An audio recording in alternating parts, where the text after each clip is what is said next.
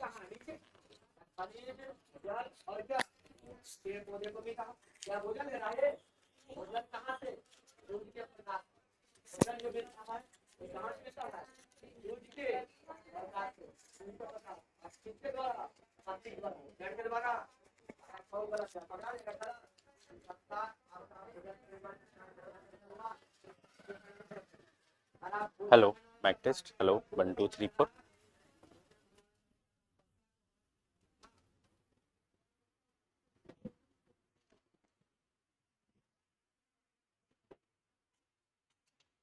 चल तो आज करना है बुद्धि, ठीक है ना। अब बुद्धि से आपका मूल रूप से 2 क्वेश्चन आपका फिक्स्ड है, उससे कम नहीं, है ना। मिनिमम से मिनिमम 2 क्वेश्चन, ठीक है। 1 to 5 में एक क्वेश्चन आपका, तो सिर्फ देख लीजिएगा, तो आपका 1 to 5 अगर पेपर 1 है तो एक क्वेश्चन आपका यहां से रहने वाला है, ये भी आपका फिक्स है। और उसमें बस आपको करना क्या है, फॉर्मूला याद रखना है। क्या याद रखना है? फॉर्मूला, ठीक है ना। अगर पेपर 1 है तो, अगर पेपर 2 है तो जनरली फॉर्मूला बेस्ड क्वेश्चन उसमें जनरली नहीं पूछता है, ठीक है ना। उसमें क्या होगा, थोड़ा सा कॉन्सेप्चुअल पूछेगा, तो उसमें हम लोग को बेसिकली देखना है बुद्धि क्या है, बुद्धि के प्रकार कितने होते हैं, फिर बुद्धि के स्तर कैसे नापे जाते हैं, फिर उसके बाद बुद्धि के आधार पे कौन कौन लोगों ने अपने सिद्धांत दिए हैं उसके बारे में पढ़ना है।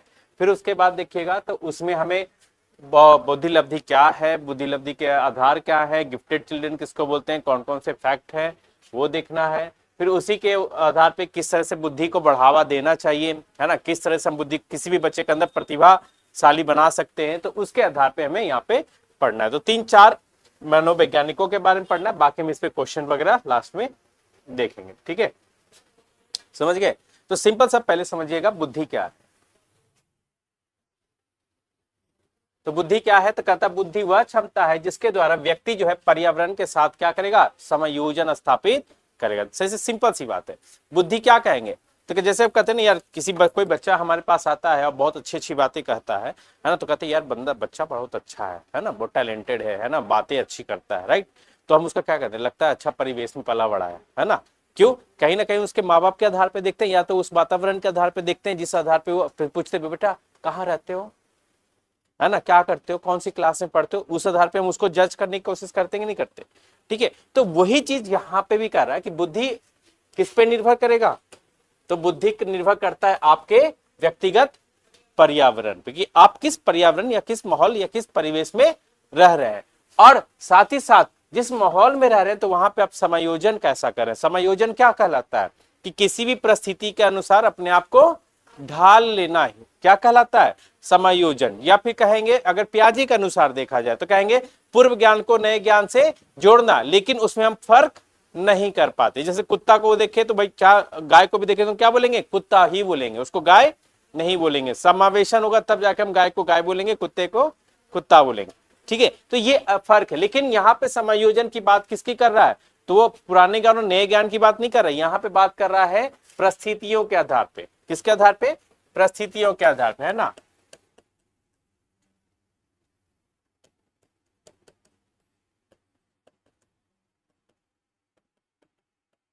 कि समायोजन बच्चा यहाँ पे क्या कर रहा है, परिस्थितियों के आधार पे कर रहा है, जिस वातावरण या जिस पर्यावरण के आधार पे या जिस परिवेश के आधार पे बच्चा रह रहा है, तो वहां तो कहता है कि समस्याओं का समाधान भी करता है और नई परिस्थितियों के अनुसार स्वयं को ढालता है, ठीक है। तो उसी को हम क्या कहेंगे, बुद्धि।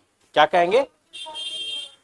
समायोजन का 2 अर्थ है, एक तो प्याजे का आधार हो गया कि जहां पे पूर्व ज्ञान को नए ज्ञान से जोड़ना, ठीक है। एक हो गया कि भाई आप किसी भी परिस्थिति के आधार पे अपने आप को ढाल लेना, जैसे कहते हैं ना जैसा देश वैसा भेष। तो वो जो जैसा देश वैसा भेष है वही क्या कहलाए आपका, समायोजन कहलाए। जैसे भाई हम अमीर है तो हम अमीरी में जी रहे हैं, लेकिन अचानक मैं मान लो मेरा बैंक करप्ट हो जाओ, मैं क्या बन गया, गरीब। तो अपने आप को ढाल लेना, जैसे कहते हैं ना आमतौर पर देखिएगा तो गांव का आदमी हर जगह अपने आप को ढाल लेगा, लेकिन शहर का आदमी हर जगह अपने आप को नहीं ढालता। क्यों? उनको अनकंफर्टेबल फील होता है। लेकिन गांव वालों को क्या लगता है, यार हम पहले भी जमीन पे थे, अभी भी जमीन पे लेट जाएंगे तो हमें कोई फर्क नहीं पड़ेगा। लेकिन शहर वाले को बोले जमीन पे लेटने को नहीं लेटेगा, हमको गद्दा चाहिए, बेड चाहिए, है ना। इस तरह का चॉइस आता है कि नहीं आता है? आता है ना मन में। तो वो चीज है। खैर जो सिंपल सा कहा इसका परिभाषा अगर देखें तो अर्थ क्या होता है कि बुद्धि उस क्षमता को बोलेंगे, उस विकास को बोलेंगे या मानसिक स्थिति को बोलेंगे जहां पे कोई भी व्यक्ति अपने पर्यावरण के साथ क्या कर ले, समायोजन कर ले। समझिए मतलब अपने आप को ढाल ले और समस्याओं का समाधान भी करे। और अब कोई अगर उसके पास आकस्मिक परिस्थितियां आती है या कोई नई परिस्थितियां आती है तो उसके हिसाब से खुद को वह ढाल भी ले, तो उसी को हम क्या कहेंगे, बुद्धि कहेंगे। ठीक है, तो बुद्धि के कुछ विशेषताएं हैं, है ना। विशेषताएं क्या है तो कहता है सीखी हुई क्षमता क्या होती है, जन्मजात नहीं होती। जो भी हम ऑब्वियसली हमने जो क्षमताएं हमने सीखा, हमने पढ़ा लिखा, तो ये क्या हमारी जन्मजात थी, पेट से ही वेद पढ़ कर आए थे, नहीं, वो तो अभिमन्यु के केस में है ना। लेकिन वो बात अलग हो गया, एक्सेप्शन है। ठीक है, अब किसने देखा, वो तो भाई ग्रंथ कहते हैं तो हमने सुना कहानियों के आधार पर, लेकिन किसी ने देखा ये बात नहीं। ठीक है, खैर, तो कहता है सीखी हुई क्षमता जो होती है वो जन्मजात नहीं होती और समस्या समाधान में सहायक होती है। कौन, बुद्धि। फिर कहता है बुद्धि में अनुभव और अभ्यास से क्या होती है, विकसित हुई। यानी बुद्धि कब होगा, जब आप अनुभव करेगा। अनुभव कहां से कीजिएगा, समाज से कीजिएगा, विद्यालय से कीजिएगा, मित्र जो होंगे, सहपाठी होंगे, उनसे कीजिएगा, उनसे भी अनुभव आपका होंगे। ठीक है, तो अनुभव का जैसे कहते हैं ना, देखिए नौकरी उकरी पाना होता है, क्या कहता है, भैया हमको एक्सपीरियंस वाला आदमी चाहिए, फ्रेशर आदमी नहीं चाहिए। क्यों एक्सपीरियंस वाला मांगता है, ताकि वो अपनी बुद्धि का इस्तेमाल हमारे काम में कर सके, जब उसको अनुभव अच्छे ढंग से होगी तब, है ना। तो वही कहता है कि अनुभव और अभ्यास से क्या होती है, बुद्धि विकसित होती है। जैसे कहते हैं ना, करत करत अभ्यास के। ठीक है, तो वही वाला कहानी यहाँ पे भी है। फिर कहता है व्यक्ति के अनुकूल क्या होता है, सहायक हो, यानी व्यक्ति में के अनुकूलन में सहायता प्रदान करता है। कौन, आपकी बुद्धि। क्योंकि आप किसी को नकल करना है या अनुकूलन करना है तो भाई ऑब्वियसली मेरे पास चोरी करने के लिए भी क्या चाहिए, अकल चाहिए। कहते हैं ना, नकल करने के लिए भी अकल चाहिए। पता चला चमत्कार का बलात्कार हो गया 3 इडियट में, है ना जी, कि भाई पास मतलब पता है नहीं तो बस रट लिया, कहानी खत्म हो गया। लेकिन अगर उसको वही अनुकूलन करने में सहायक, यानी अगर उसका अपना माइंड होता तो क्या करता, वो चमत्कार को चमत्कार ही बोलता। राइट, तो यहाँ पे वही बात कर रहा है कि व्यक्ति के अनुकूलन में क्या होता है, अनुकूलन करने में सहायता प्रदान करता है। कौन, आपका बुद्धि। क्योंकि नकल करने के लिए क्या चाहिए, अकल चाहिए। ठीक है, साथ ही साथ ये प्रभावित किससे होती है, तो भैया पर्यावरण से होता है।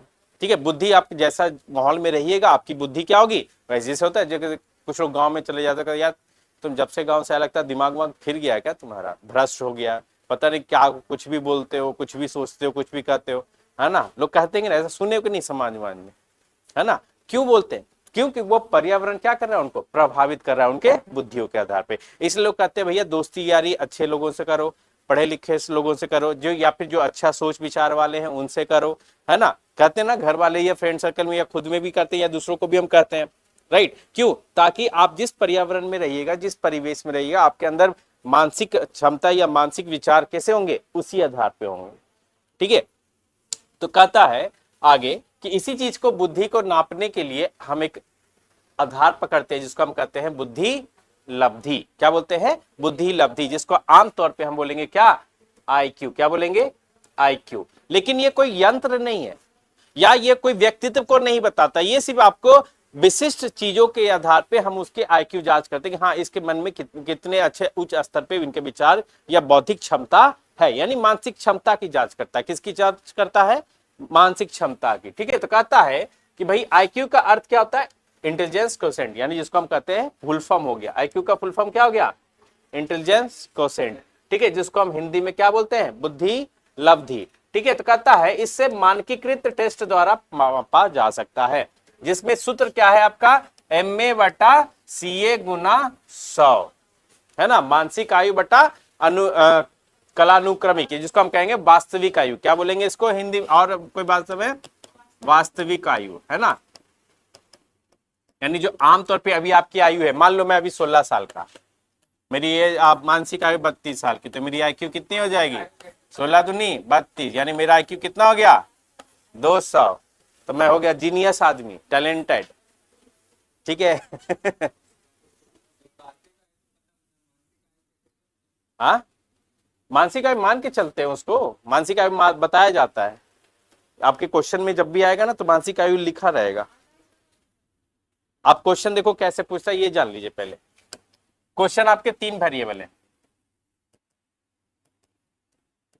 पहला में क्या कहेगा कि मानसिक आयु क्या है, मेंटल एज, वो आपका क्वेश्चन मार्क रहेगा। या दूसरा क्वेश्चन में रहेगा कि भैया वास्तविक आयु जो है ना, करेंट एज, वो भी क्वेश्चन मार्क में रहेगा। या तीसरा क्वेश्चन पूछेगा आईक्यू के आधार पे। ये 3 आधार है आपके क्वेश्चन पूछने के, बाकी कोई चौथा आधार नहीं है। पहला क्वेश्चन पूछ सकता है कि भैया आपकी मानसिक आयु मान लीजिए बताया गया हो कि भाई 12 साल है ना, 12 साल के बराबर के बच्चे की तरह दिमाग है इसका, क्योंकि अनुमानित होता है वो, उसको आप फिक्स नहीं कर सकते है ना। जब कोई मिल गया देखे तो भाई उसकी दहेड़ उम्र का हो गया लेकिन बचपन का जैसा हरकत करता है ना, तो क्या कहते हैं, अरे भैया ये जो हरकतें है ना वो बच्चे की तरह करता है। तो बच्चा मतलब उस एज के फैक्टर में देखेंगे कि किस एज का फैक्टर बच्चा किस तरह का हरकत करता है। हर बच्चे के एज के हिसाब से उसकी हरकतें क्या होती हैं, अलग अलग, ठीक है ना। तो उसी आधार पे हम मानसिक आयु उसका तय करते हैं। तो उसे सब मान लेते हैं कि मानसिक आयु हमारा क्या था 12 है, तो वो क्या देगा, वास्तविक आयु हमारा जो है वो है 16। तो बता दीजिए आईक्यू कितना होगा। सीधा सीधा क्वेश्चन ये पूछता है। या तो एक क्वेश्चन आपसे ये पूछेगा कि भैया मानसिक आयु है 12, ठीक है, और ये हमको पता नहीं है, और आईक्यू हमें वहां मिल गया जो भी निकलता हो, मान लीजिए 32 निकल रहा है, तो वो ये आपको ध्यान दे देगा, ठीक है। फिर यहाँ पे क्वेश्चन यहाँ पे ये होगा कि भैया मानसिक आयु हमें नहीं पता है, ठीक है, आपका आईक्यू आपका 16 है, और क्या कहते हैं 16 नहीं 100 कर देते हैं, ठीक है, और वास्तविक आयु जो है आपकी 20 है, ठीक है। तो आप इसे मानसिक आयु निकाल कर बताओ। तो इस तरीके से 3 वेरिएबल में ही क्वेश्चन आपके पूछे जाते हैं, समझ गए, सीधा सीधा। तो क्वेश्चन आपको उस आधार पे सीधा फॉर्मूला याद क्या रखना है कि आईक्यू इक्वल टू क्या होता है, एमए करने के बाद क्या कर लेंगे, सीए, उसके बाद क्या कर लेंगे 100 से गुना करेंगे। पहले एमए करेंगे उसके बाद सीए करेंगे, है ना। यूजी पीजी करने के बाद ही ना आप सीए की तैयारी करोगे, ठीक है। एमकॉम बीकॉम मार के फिर सीए की तैयारी करें। तो बस सिंपल से याद रखो एमए बटा सीए। एमए मतलब एम से मानसिक आयु, सी से वास्तविक आयु, ठीक है, गुना 100, और यही आपको क्या निकालेगा, बुद्धि लब्धि निकालेगा। तो अब इसी को अगर मान लीजिए इसका कैलकुलेशन बताइए कितना होगा, आंसर बताइए। तो आईक्यू निकालना है तो कितना होगा, 12 बटा 16 गुने 100, कितना कटेगा, 6 दूनी 12, 8 दूनी 16, 3 दूनी 6, 4 दूनी 8, 4 से 25, 25 75, आईक्यू कितनी हो जाएगी 75, ठीक है ना। फिर आता है इसी में देखिएगा, अब आ गया है मानसिक आयु कितना है 12, करेंट एज हमको पता नहीं, गुना 100, इधर कितना लिख देंगे 32। तो 32 से क्या हो गया, तो क्या हो जाएगा 12 गुने 100 बटा 32, तो 4 तिया 12, 32 3 से कटेगा, नहीं कट रहा है, सॉरी, क्या है इसमें 6 दूनी 12, 16 दूनी 32, 3 दूनी 6, 8 दूनी 16, और कटेगा, नहीं कटेगा। फिर 2 चौके 8, 25 चौके 100, नहीं कट रहा, पूरा पूरी नहीं कट रहा। तो 25 75 बटा 2, 75 बटा 2 हो गया, तो कितना हो गया 2 तिया 6 और 2 सते 14, 37.5, ठीक है। फिर अगर इसका निकालेंगे तो क्या होगा, मेंटल एज नहीं पता, तो एक्स बाई क्या कर देंगे 20 गुना 100, और ये कितना दिया है 100, तो निकाल लीजिए।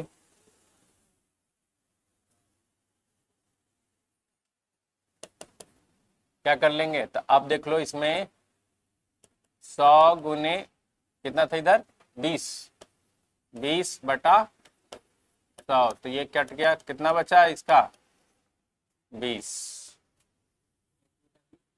है क्या बेटा,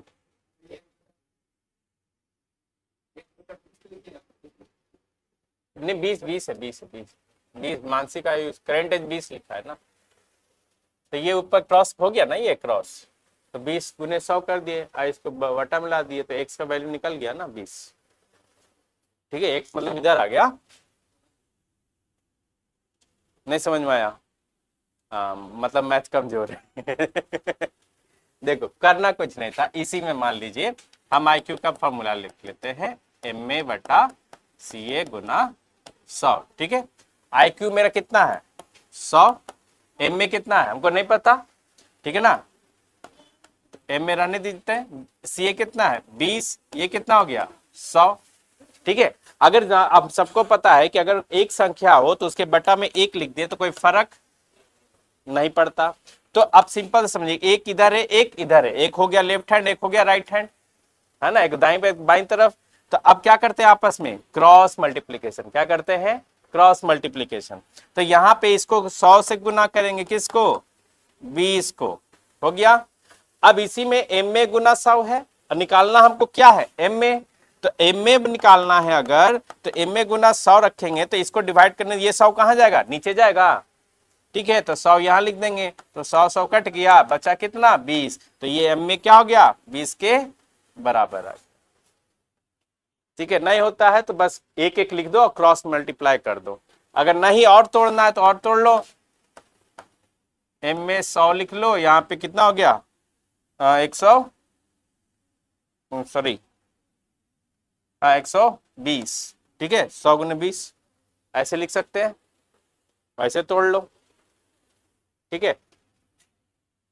तो ऐसे भी काटोगे तो क्या हो जाएगा 20 बटेगा 1/20, तो वहां कटोगे तो m में क्या हो जाएगा 20। नहीं समझे, हो गया नहीं, चश्मा से दिखा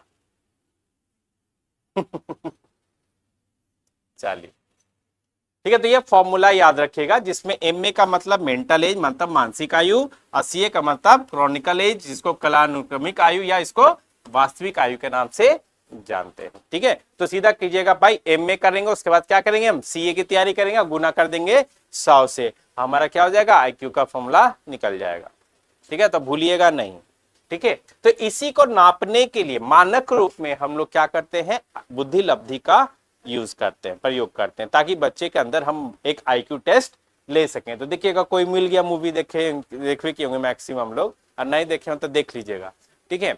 तो उसमें क्या आता है बच्चे के गुण, जादू उस पर फेर के जाता है, जादू दे के जाता है, तो जादू क्या करता है उस पर आईक्यू टेस्ट लेता है, अच्छा चलो भाई बच्चे से पूछा जाए, देखते हैं कितना आता है इसको, है ना। तो उसको क्या करते हैं 5 लोग बैठ जाते हैं, 5 लोग से क्या करते हैं 1 to 1 क्या करते हैं क्वेश्चन पूछते हैं, जैसे इंटरव्यू में पूछा जाता है, राइट।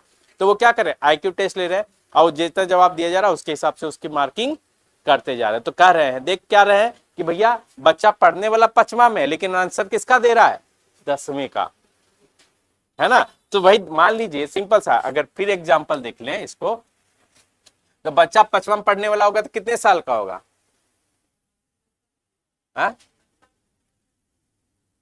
10 से 12 साल अराउंड, है ना।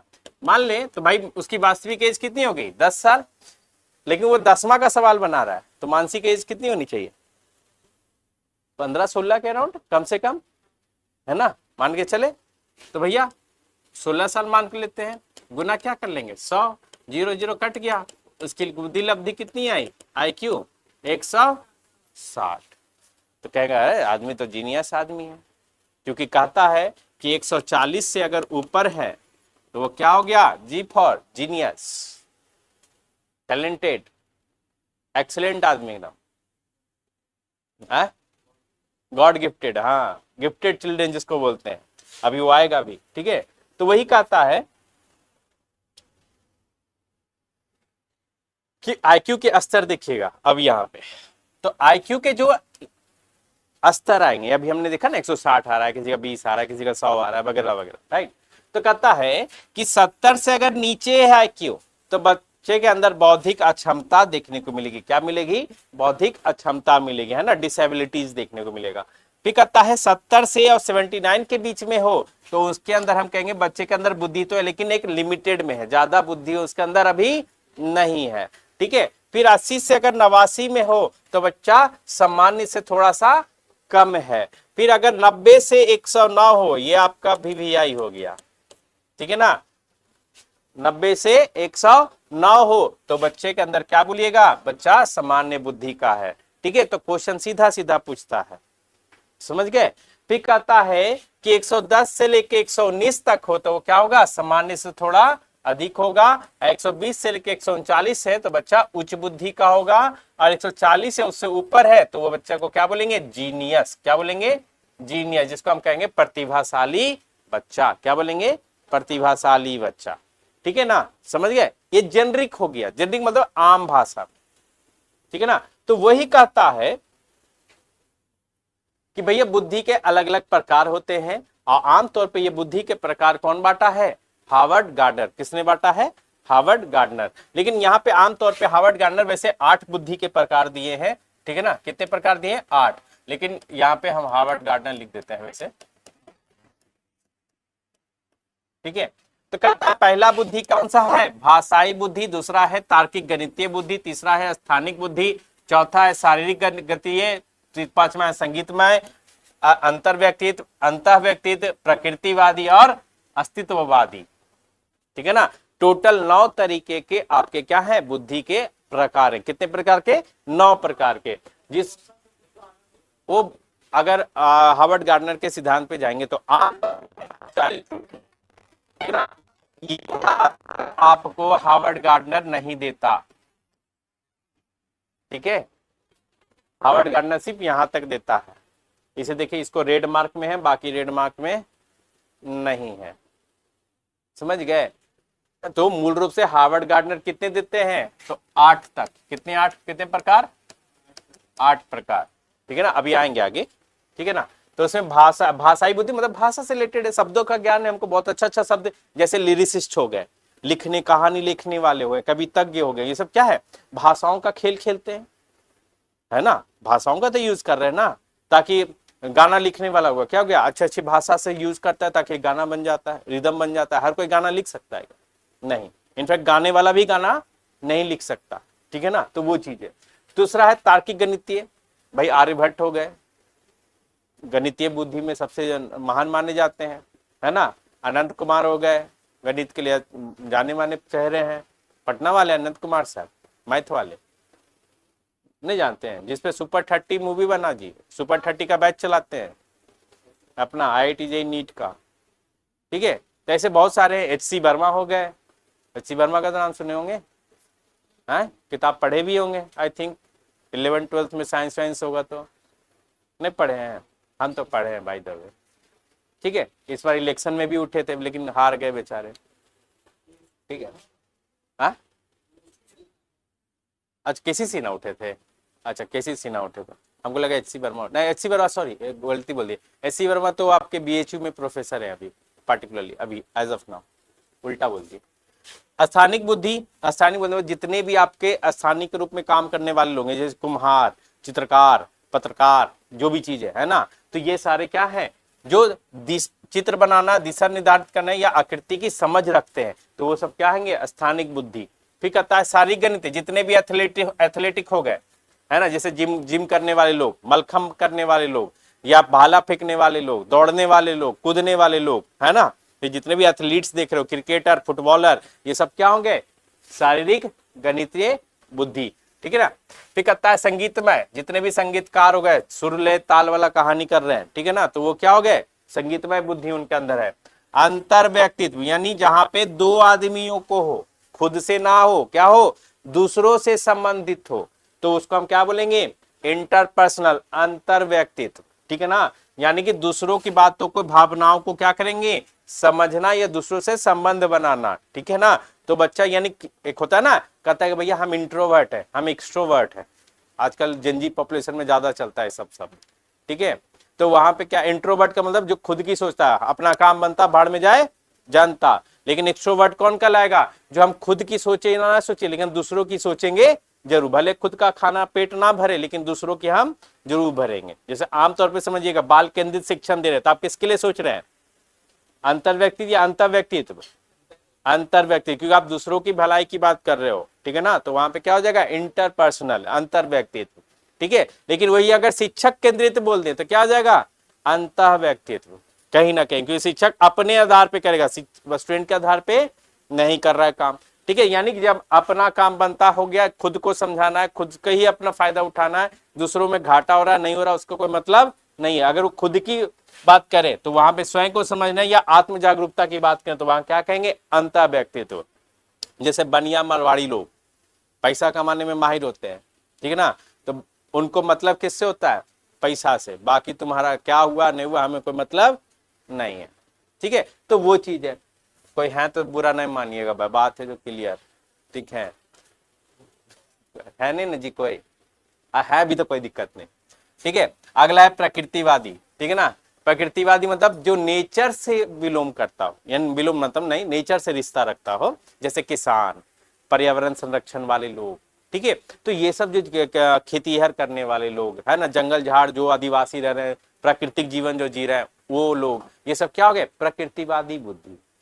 समझ गए? तो ये आधार पे 8 बुद्धि कौन दिया, हार्वर्ड गार्डनर देता है। और उसी में एक और अलग से है जिसको हम कहते हैं अस्तित्ववादी, कि क्या सच में कुछ अस्तित्व है, जैसे भगवान, जितने भी साधु संत महात्माएं हैं, कहते हैं ना हम ईश्वर के दूत हैं, है ना, बाबा लोग अभी कहते हैं अलख निरंजन लाओ, अब बाबा से बात कर रहे हैं जी, तथास्तु। ठीक है, तो क्या है वो, क्या है, क्या कहलाएंगे, अस्तित्ववादी बुद्धि, है ना, यानी जो जीवन के उद्देश्य प्रदान करते हो, ईश्वर को मानते हो या अस्तित्व का विचार करते हो। अब बाबा से पूछो भगवान है, बिल्कुल है, बाबा लोग क्या कहेंगे, भगवान बिल्कुल है।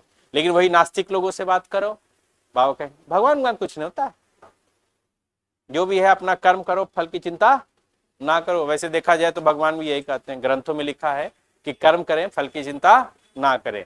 कर्म ही क्या है, पूजा है कर्म ही धर्म है। आपके गीता में भी लिखा हुआ है ना कि कर्म करना चाहिए, लेकिन आदमी कर्म ना करके क्या करता है, फास्टिंग। क्या करता है, फास्टिंग। अब 16 सोमवारी चलेगा सावन में, है ना, सावन का महीना चालू हो गया, तो भाई 16 सोमवारी है, तो भाई अच्छा पति मिलेगा, है ना, इसी के लिए ना शिव जी जैसा अच्छा पति मिले, है ना, पति परमेश्वर मिले, इसलिए सोमवारी करते हैं। आए दिन नहीं करेंगे, लेकिन सावन में जरूर सोमवार पूजेंगे, का है कि शिव जी जैसा सोम, लेकिन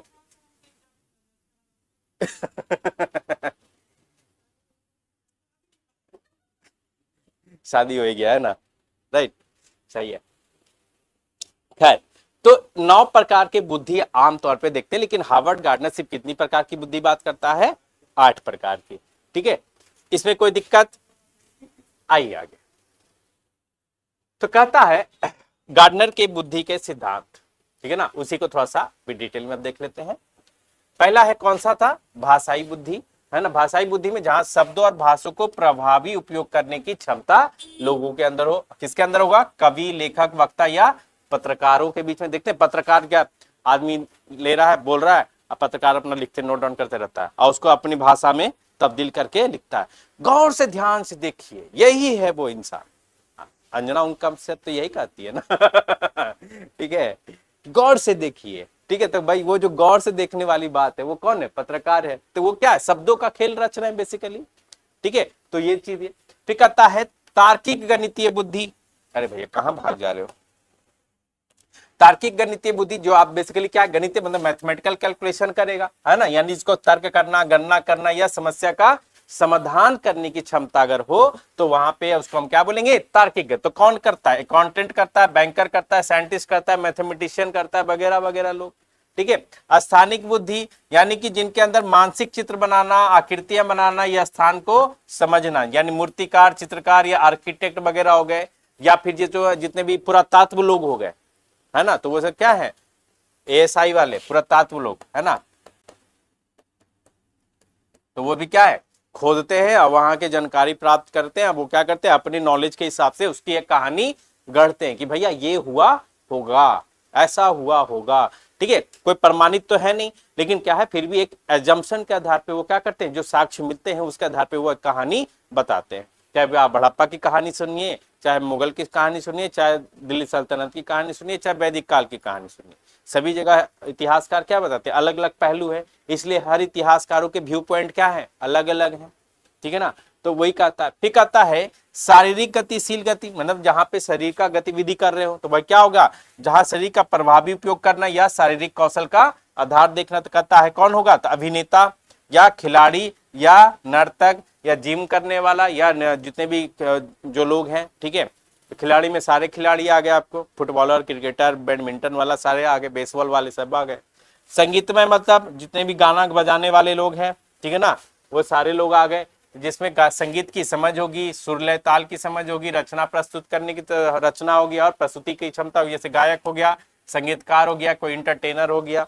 ठीक है, फिर कहता है अंतर व्यक्तित्व। अंतर व्यक्तित्व अभी बात करें, जो दूसरों के साथ प्रभावी संवाद करता हो या संबंध बनाने की क्षमता रखता हो। जैसे नेता, तो समाज सेवा के रूप में क्या है, नेता दूसरों के प्रति, जनता के प्रति उत्तरदायी होगा।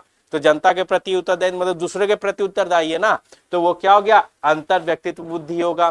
ठीक है, जनता से कैसे वोट लेना है उसको पता है ना, तो इसी हिसाब से उसी को क्या बोलते हैं, पॉलिटिक्स। क्या बोलते हैं, पॉलिटिक्स। ठीक है, फिर कहता है सामाजिक कार्यकर्ताएं जितने भी हैं, है ना, सोशल एक्टिविस्ट वगैरह या सोशल वॉलंटियर्स वगैरह, वो भी क्या है, आपके सामाजिक कार्यकर्ता में समाज से जुड़ते हैं और दूसरों के हित में काम कर रहे होते हैं। ठीक है, अगला है अंतर व्यक्ति, जो अपनी खुद की बात करें यानी स्वयं को समझना या आत्मचिंतन करने की क्षमता हो, जैसे कि आध्यात्मिक गुरु लोग या चिंतक लोग या जो भी कह सकते हैं। ठीक है ना, तो क्या अपनी बात करेंगे, या फिर जैसे बौद्ध भगवान गए थे, क्या किस चीज की खोज, ज्ञान की खोज में, है ना, तो क्या किए, अंतर ध्यान किए कि भैया हमको क्या करना है, ज्ञान की प्राप्ति करनी है। तो भैया क्या कर गए, वो अंतर व्यक्तित्व बुद्धि का निर्माण किए। लेकिन वही बुद्धि बाद में क्या किया, दूसरों में बांटा। तो पहले तो बोले बने वो कैसा, इंट्रापर्सनल, बाद में क्या बोले, इंटरपर्सनल। पहले अंतर व्यक्तित्व बने, फिर बाद में अंतर व्यक्तित्व बने, ताकि अपने विचारों को लोगों को क्या दिया उन्होंने, ज्ञान पर विचार अपने बांटे सबको। ठीक है, फिर कहता है, अभी इससे क्वेश्चन है देखा जाए तो सारनाथ को यूनेस्को की लिस्ट में भी जोड़ा गया इस साल, अभी 2-3 दिन पहले का न्यूज में है ना। तो वो क्वेश्चन आप लोग को तो नहीं पूछेगा, बट फिर भी नॉलेज होना चाहिए कि टीआरई में पूछ सकता है, या कोई भी अभी गवर्नमेंट एग्जाम से होंगे उसमें संभावनाएं 100% है, 19%, 99 में नहीं, 100% है कि पूछेगा ही पूछेगा कि भैया इस साल 2026 में किस साइट को या किस जगह को यूनेस्को के साइट में डाला गया, है ना। तो कौन सा था, सारनाथ। सारनाथ में क्या दिए थे, 5 शिष्यों को ज्ञान का उपदेश दिए थे, पहला उपदेश दिए थे अपना, है ना, 5 शिष्य थे उनके। ठीक है, खैर अगला आइए, प्रकृतिवादी की बात करें तो प्रकृतिवादी मतलब प्रकृति से जुड़ना, प्रकृति, पौधा, पशु या पर्यावरण को समझने की क्षमता जिसके अंदर होगी, किसान हो गया, वन्य जीव विशेषज्ञ हो गए, इन सब के पास। फिर कहता है अस्तित्ववादी बुद्धि किसका, तो जीवन के अर्थ, अस्तित्व या ब्रह्मांड आदि गहरे प्रश्नों पे विचार करने की जिनकी क्षमता होगी। तो कौन होंगे, दार्शनिक होंगे या साधु संत लोग होंगे, है ना, जो कहेंगे भैया ईश्वर है, हम ईश्वर के क्या है, दूत है, भेजे हुए, है ना। जैसे भाई देखिएगा एगो पीके मूवी आया था, ठप्पा करने लगल है ना, तो उसमें क्या करते थे, वो बाबा जो थे रोल प्ले जो किए कि भैया ये ईश्वर जी का, भगवान का भेजा हुआ मन का है ना। फिर कहते थे अभी हम फोन लगा रहे हैं किसको, भगवान को, टिंग टोंग टिंग होता था, फिर कहता हाँ बाबा बोलिए। ठीक है, तो ये क्या है, ये जो कहीं ना कहीं ढोंगी बाबाओं के आधार पे एक मूवी बताया गया, है ना। ऐसा नहीं कि देखो बाबा कुछ लोग बहुत अच्छे जानकार होते हैं, अच्छी नॉलेज होती है, और अगर पॉजिटिव एनर्जी है तो नेगेटिव एनर्जी भी होगा, नेचर में तो है भाई, प्लस माइनस दोनों होता है ना। तो दोनों चीजें हैं, लेकिन कुछ चीज लोग इसी चीज का क्या करते हैं, गलत फायदा उठाते हैं, तो आपके ऊपर निर्भर करता है ना। सांप काटा तो कहाँ चले गए, बाबा के पास झड़ाने को, पता चला बाबा को तो कुछ ना होगा, लेकिन जिसको काटा वो चला जाएगा फिर, है ना। खैर, लेकिन इसकी भी आलोचना की गई। आलोचना क्या है तो देख लीजिएगा, कहता है कि जो मल्टीपल इंटेलिजेंस थ्योरी है, ठीक है ना, जिसको बहुबुद्धि सिद्धांत बोलेंगे, क्या बोलेंगे, बहुबुद्धि सिद्धांत, उसको पूर्ण रूप से वैलिड या मान्य नहीं माना गया है, क्योंकि कहता है कि इसमें अलग अलग बुद्धियों को मापने की कोई विश्वसनीय तरीका नहीं है, क्योंकि हर बच्चे की बुद्धि क्या होगी, अलग अलग। और इधर अगर हम इसकी बात ही करें, 8-9 प्रकार की जो बुद्धियां हैं, क्या सबके अलग नापने की कोई एक तरीका है, नहीं, है ना। किसी को आम रूप से आप माप नहीं सकते, क्यों, क्योंकि विकास एक ऐसी प्रक्रिया है जो गुण को नापा नहीं जा सकता। ठीक है, और बुद्धि एक ऐसी चीज है जो निरंतर क्या होती है, जन्मात बढ़ती रहती है, चाहे वो किसी भी एज में हो, चाहे वो प्रौढ़ावस्था में हो, चाहे वो शैशवावस्था में हो, हर एज में बुद्धि का निर्माण होता रहता है। ठीक है, तो कहता है आगे कि इसी में एक सिद्धांत आया जिसको दिया आपको गिलफर्ड ने। किसने दिया, गिलफर्ड ने, ठीक है ना। तो कहता है उसे कौन सा सिद्धांत दिया, त्रिआयामी। कौन सा, त्रिआयामी, जिसमें 3 आधार दिए, एक कहा विषय वस्तु, एक बोला संक्रियाएं, एक बोला उत्पादन, है ना। यानी इन्हें 3 विषय वस्तु दिए, जिसको कहा त्रिआयामी, विषय वस्तु, संक्रियाएं और उत्पाद के आधार पे, जिसपे कहता है कि हम क्या जानते हैं, हम क्या करते हैं और परिणाम किस रूप में प्राप्त होता है। तो इस आधार पे यानी हम क्या जानते हैं उससे हम क्या कर रहे हैं और उसके आधार पे हमें क्या प्राप्त होगा, उसके आधार पे इन्होंने बुद्धि के 3 आधार दिए। तो कहता है जो ज्ञान का आपका क्षेत्र होगा यानी कि आपके जो पास नॉलेज होगी उसी के आधार पे क्या करोगे, आप बताओगे ना हमको ये चीज मालूम है, पता है। तो कहता है इसमें आप सांकेतिक रूप में पता चलेगा या अर्थात्मक रूप या व्यवहारिक रूप में, है ना, सिमेनेटिक या अर्थात्मक, अर्थात्मक मतलब अर्थ के आधार पर, ठीक है ना। तो कहता है कि ज्ञान का क्षेत्र 3 आधार पे बांटे गए हैं इसके द्वारा, किसके द्वारा, कितने आधार में, 3 आधार में, सांकेतिक, अर्थात्मक और व्यवहारिक, ठीक है। तो उसी के आधार पे कहता है कि जब ये बच्चा के अंदर, तो कहता है कि वो उसी को क्या करता है, अपने ज्ञान का ही प्रयोग करता है, कब, जब किसी चीज को क्रिया में भाग लेता है तब। तो कहता है हम क्या करते हैं, तो मानसिक प्रक्रिया का प्रयोग करेंगे अपने ज्ञान के आधार पे, बुद्धि के आधार पे, ठीक है, नॉलेज के आधार पे। तो क्या करेंगे, संज्ञान करेंगे, स्मरण करेंगे, या विभेदक उत्पादन करेंगे, या अभिसारी उत्पादन करेंगे, या मूल्यांकन करेंगे। यानी इसको इन्होंने कहा कि भाई जो ऑपरेशन, बच्चा जो ऑपरेशन, मतलब यहाँ पे पेट चिरवा ऑपरेशन नहीं है, यहाँ पे ऑपरेशन किसका है, मतलब बच्चा जो गतिविधि कर रहा है अपने ज्ञान के अनुकूल होके, ठीक है, जो उसके पास नॉलेज है, ठीक है। 2 मिनट बैठिए ना तो, ठीक है। तो उसी का आधार पे कहता है कि भैया बच्चा जो है संक्रियाएं जो है वो 5 आधार पे करता है, कितने आधार पे, 5 आधार पे। अब संज्ञान के आधार पे, स्मरण के आधार पे, विभेदक उत्पादन के आधार पे, और अभिसारी उत्पादन और मूल्यांकन के आधार पे, जिसको अभिभेदक के और बोल सकते हैं अपसारी, क्या बोलेंगे, अपसारी उत्पादन, ठीक है ना, क्या बोलेंगे, अपसारी, ठीक है। तो ज्ञान होगा, स्मरण करेंगे, अपसारी करेंगे, अभिसारी करेंगे और मूल्यांकन करेंगे। तो इस आधार पे ये कौन दिया, गिलफर्ड देता है सिद्धांत, ठीक है। उसी में कहता है जब बच्चा उसी का परिणाम देखता है तो किसके आधार पे देखता है, तो यूनिट के आधार पे देखता है, यानी इकाई के आधार पे, वर्ग के आधार पे, संबंध के आधार पे, प्रणालियों के आधार पे और परिवर्तन के आधार पे, ठीक है।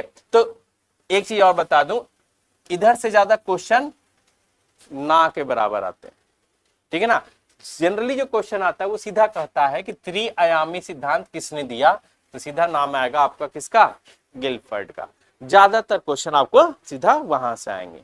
अगर यहां से क्वेश्चन पूछ रहा है, ठीक है, तो वहां पे क्वेश्चन ये नहीं पूछेगा कि भाई संक्रियाओं के आधार पे कितने आधार है, वो नहीं पूछेगा। पूछेगा क्या कि अपसारी चिंतन क्या होता है, अभिसारी चिंतन क्या होता है ना, तो वो आता है, वही हम कह रहे हैं, ठीक है। और ये चीज आगे अभी हम देखेंगे, ठीक है ना। तो सिंपल सा समझिएगा, गिलफर्ड ने क्या कहा, गिलफर्ड कहता है कि बच्चे के अंदर बुद्धि की संरचना तभी होगी जब बच्चा अपना कंटेंट को क्या करेगा, ऑपरेशन नहीं, यानी कि आप उसके पास जो बुद्धि है, ज्ञान है, उसको जब तक वो अमल नहीं करेगा तब तक उसका कोई निष्कर्ष या प्रोडक्ट या परिणाम नहीं आएगा, तब तक बच्चे का बुद्धि नहीं बनेगी। अब मेरे पास बहुत भंडार है नॉलेज का, लेकिन मैं उसका उपयोग नहीं कर रहा, तो क्या काम का, किसी काम का, किसी काम का नहीं, सब निरर्थ हो गया। अर्थ तो तब निकलेगा ना जब उसका काम करेंगे और उससे किसी का फायदा हो या खुद का ही फायदा क्यों ना हो, ठीक है, दोनों के आधार पे। तो या तभी हम क्या कहेंगे, मेरी बुद्धि की संरचना हुई है। हम इंग्लिश पढ़ ले, एकदम बड़ी अच्छा से पढ़े हुए हैं, लेकिन ना हम किसी से इंग्लिश से बात करते हैं, ना इंग्लिश किसी को पढ़ा सिखा सकते हैं, ना किसी को फायदा, तो क्या फायदा हुआ मैंने इंग्लिश पढ़ने, कोई फायदा हुआ नहीं हुआ। तो वही चीज यहाँ पे कहता है कि गिलफर्ड का मॉडल किस पे है, तो कंटेंट यानी कि वस्तु, संक्रियाएं और परिणाम के अगर हम फल, योग फल देखे, है ना, या गुणन फल देखे, तो वो क्या कहेगा, बुद्धि की संरचना बनाएगा। क्या बनाएगा, बुद्धि की संरचना। तो अब क्वेश्चन देखना, सीधा कहेगा कि बुद्धि की संरचना का सिद्धांत के आधार पर गिलफर्ड ने कौन कौन से आधार रखे हैं, तो तीनों के नाम आपको देखने को मिल जाएंगे, समझ गए ना। तो वहां पे वही होगा, किसी में 3 लिखा होगा, किसी में 4 होगा, किसी में 2 ही चीज लिखे होंगे, प्रोडक्ट ना लिखा हो तो ध्यान रखिएगा क्या क्या होगा।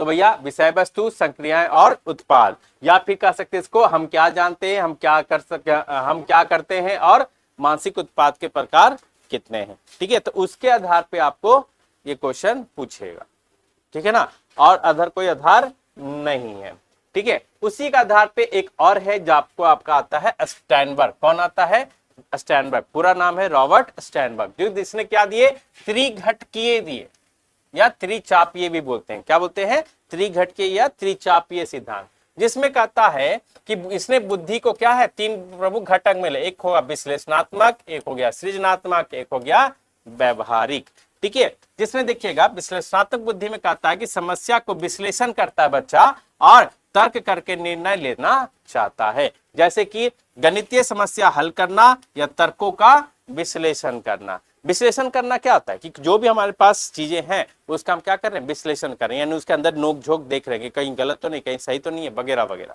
ठीक है, तो वो अपना वो एनालिटिकल थिंकिंग का क्या करेगा, प्रयोग करेगा। ठीक है ना, विश्लेषण करने का आधार पे। सृजनात्मक मतलब कुछ नया बनाने का आधार पे, है ना, जिसको हम कहते हैं इनोवेशन करना। अब मोदी जी कहते हैं आत्मनिर्भर बनो, तो आत्मनिर्भर बनो मतलब चाय वाला बन रहा है, कोई मोमो वाला बन रहा है, कोई पानी पूरी वाला बन रहा है, कोई कुछ वाला बन रहा है, तो वो वाला बन रहा है किसके आधार पे, अपनी सोच के आधार पे कि भाई हमको क्या करें जिससे हमें प्रॉफिट ज्यादा हो। ठीक है ना, कल एक रील देख रहे थे, ठीक है ना, तो जो बैठे थे उनको तो दिखाए थे शाम में, याद है ना, तो उसमें रील क्या था कि 2 घंटा के लिए 2 लड़कों ने क्या किया, ठीक है ना, ट्रेन में भीख मांगा। 2 घंटे के लिए ट्रेन में भीख मांगा। जनरल में और स्लीपर में ही जाते हैं, एसी में तो अलाउड होता नहीं है बेसिकली। ठीक है, सबने अपने अपने रुपये दिए। एक लड़का जो है लगभग 3700 रुपये कमाया और एक लड़का जो है लगभग 2800 रुपये कमाया 2 घंटे में भीख मांग के, दिन के 2 घंटा खाली। ठीक है ना, अब ये 2 घंटे में आप जोड़ लो, टोटल में देखा जाए तो लगभग 6000 रुपये मान के चलो ऑन एवरेज। तो कहता है कि भैया अगर हम महीना भर में 2 घंटा काम करेंगे तो कितना कमाएंगे, 1,80,000 रुपया। किसका सैलरी 1,80,000 ना, सिर्फ 2 घंटा। बिजनेस अच्छा है नहीं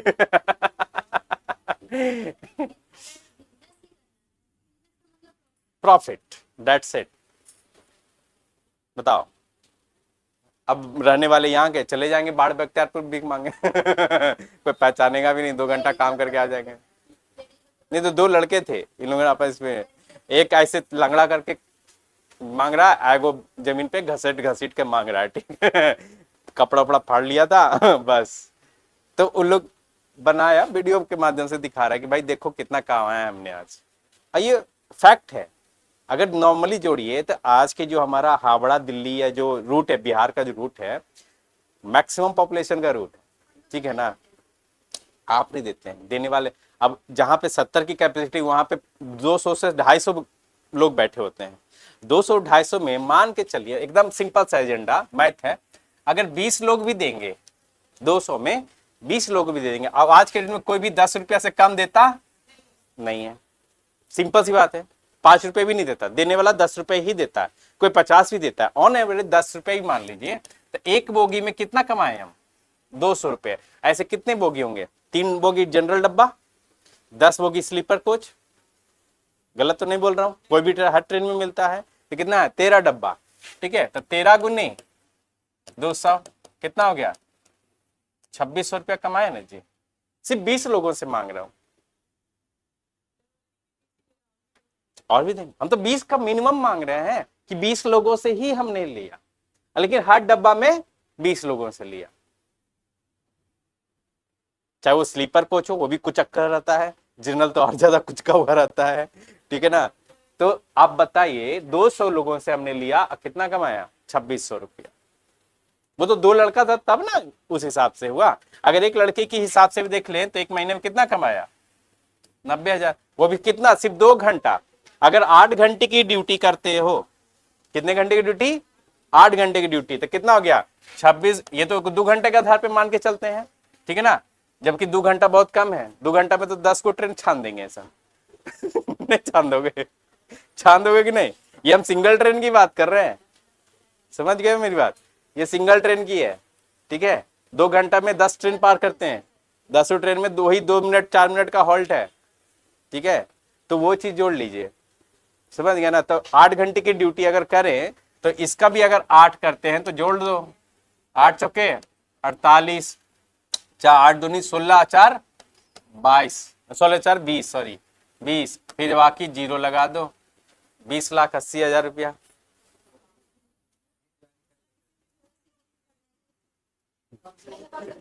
चले कल से एक ऑर्गेनाइजेशन बनाते हैं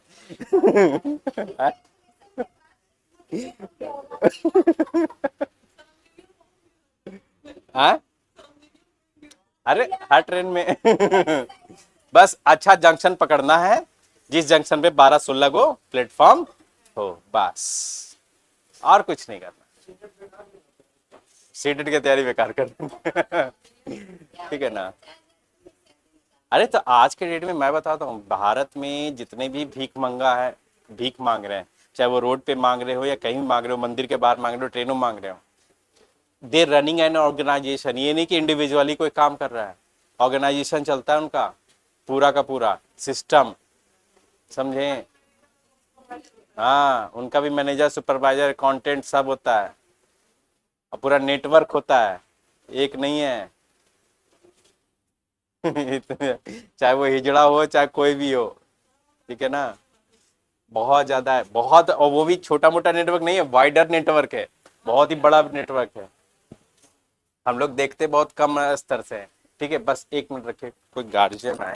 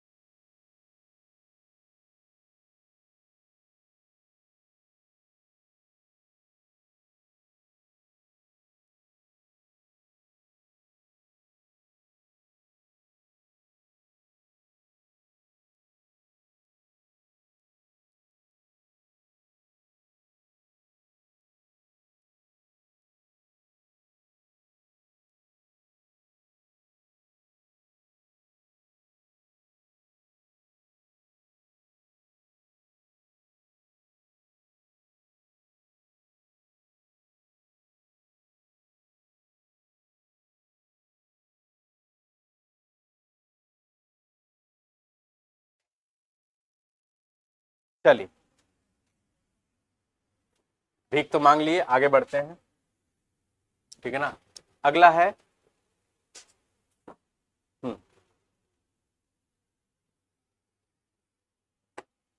बुद्धि और अभिवृत्ति में अंतर, ठीक है ना।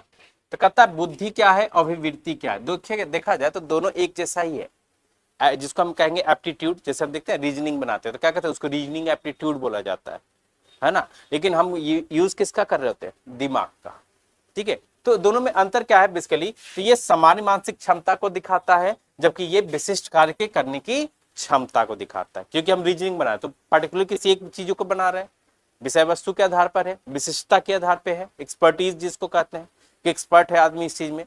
हर आदमी हर चीज में एक्सपर्ट हो पाएगा नहीं, ठीक है। क्या हर आदमी हर सब्जेक्ट अच्छा पढ़ा पाएगा नहीं, कुछ एक दो सब्जेक्ट आपको आपका बेहतर पढ़ा सकता है, सारे सब्जेक्ट एक आधार पे पढ़ा नहीं सकता। या कोई बच्चा, हर बच्चा का सब सब्जेक्ट अच्छा होगा नहीं, कुछ ना कुछ सब्जेक्ट ऊपर नीचे 19-20 होंगे। क्यों, क्योंकि उसकी सब चीजें पे विशिष्टता नहीं हो सकती। लेकिन आमतौर पे बुद्धि देखी जाए तो सभी में बुद्धि उसकी होगी, सभी सब्जेक्ट में देखने को मिलेंगे। लेकिन हर बच्चे में हर सब्जेक्ट में अच्छा, कोई बच्चा मैथ्स में अच्छा हो सकता है, कोई साइंस में अच्छा हो सकता है, कोई हिंदी में अच्छा हो सकता है। उसी के आधार पे आदमी क्या करता है, 11-12 से जब जाता है तो कहता है नहीं भैया हम पीसीएम लेंगे, हम पीसीबी लेंगे, हम आर्ट्स लेंगे, हम कॉमर्स लेंगे।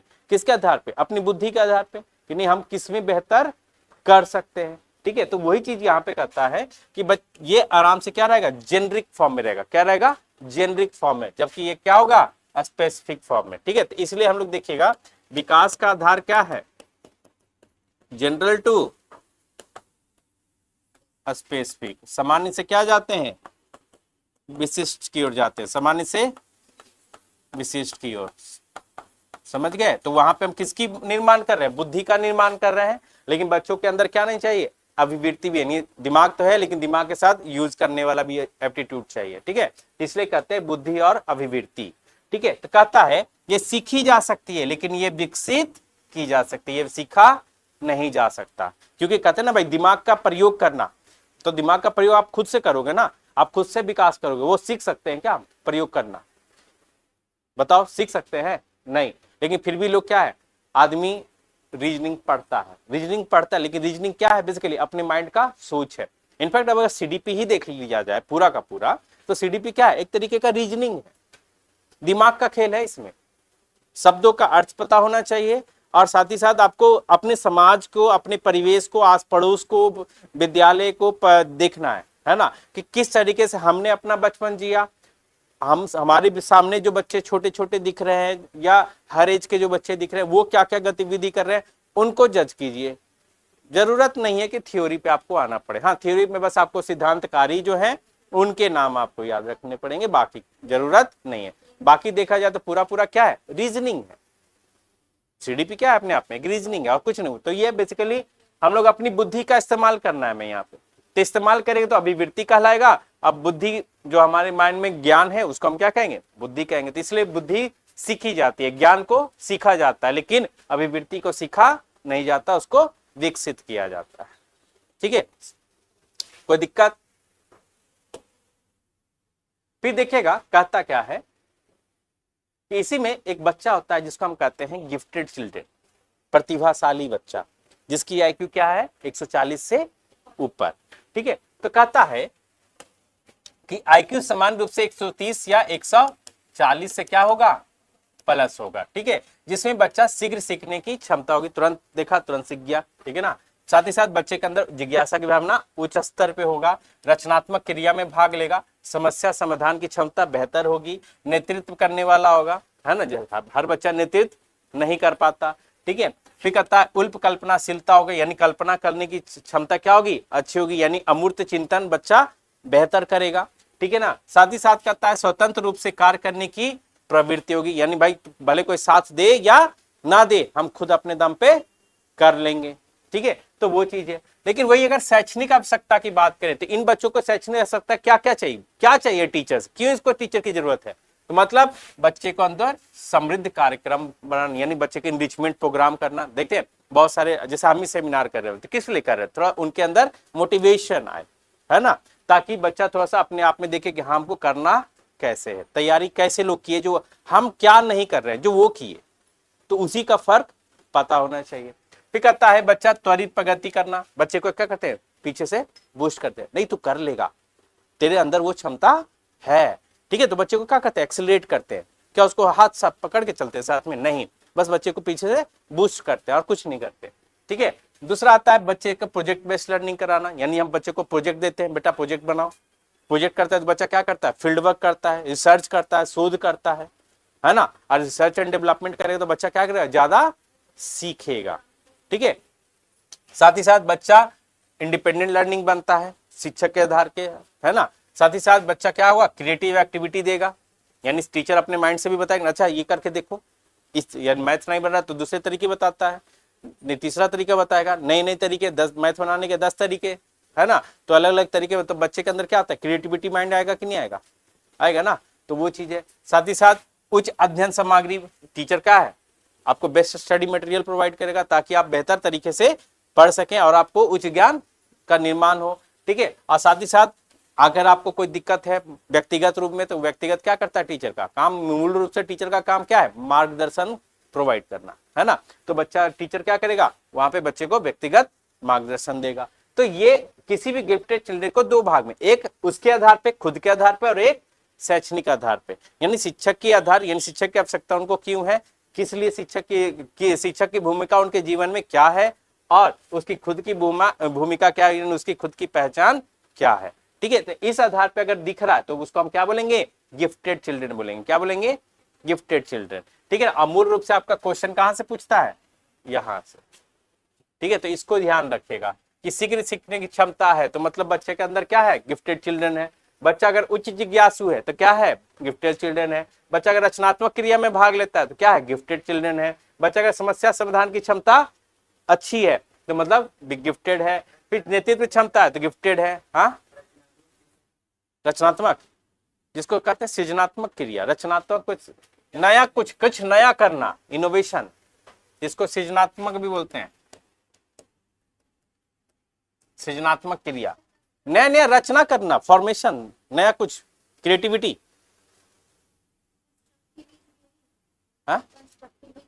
हाँ बोल सकते हैं, कंस्ट्रक्टिविज्म, बिल्कुल बोल सकते हैं, कंस्ट्रक्ट करना, रचना करना, क्रिएटिविटी। कहते हैं बच्चा बड़ा क्रिएटिव है यार, बहुत अच्छा काम करता है, कुछ भी इसको आधार दे दो, कुछ ना कुछ नया बना लेता है दिमाग लगा के।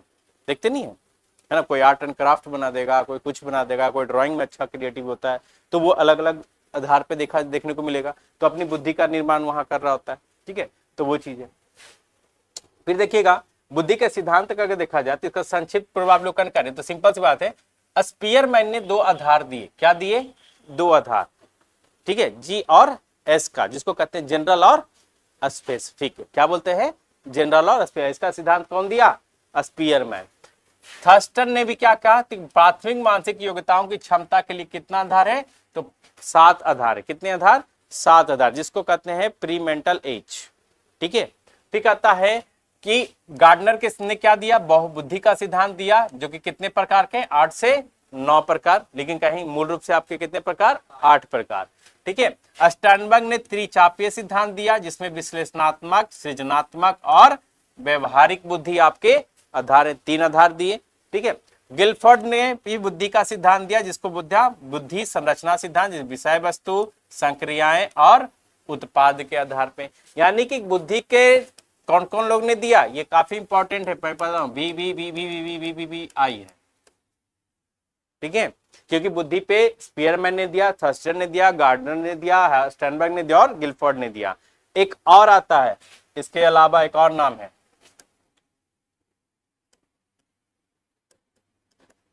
रेंजुली, जोसेफ रेंजुली, ठीक है। इसने भी बुद्धि के आधार पे क्या दिया, एक सिद्धांत दिया, ठीक है ना, जिसमें आधार पे देखा जाए तो प्रतिभाशाली बच्चों के लिए, किसके लिए, प्रतिभाशाली बच्चों के लिए, ठीक है। जिसने क्या किया, 3 आधार दिए, जिसको उन्होंने क्या कहा, मानक विचलन, क्या बोला उसको, मानक विचलन। उसको डिनोट कैसे करते हैं, ऐसे उनको डिनोट किया, क्या किया, डिनोट ऐसे किया विचलन को, ठीक है। तो जिस कहा कि भाई यहां से लेके अगर 2 विचलन तक है तो ये क्या होगा,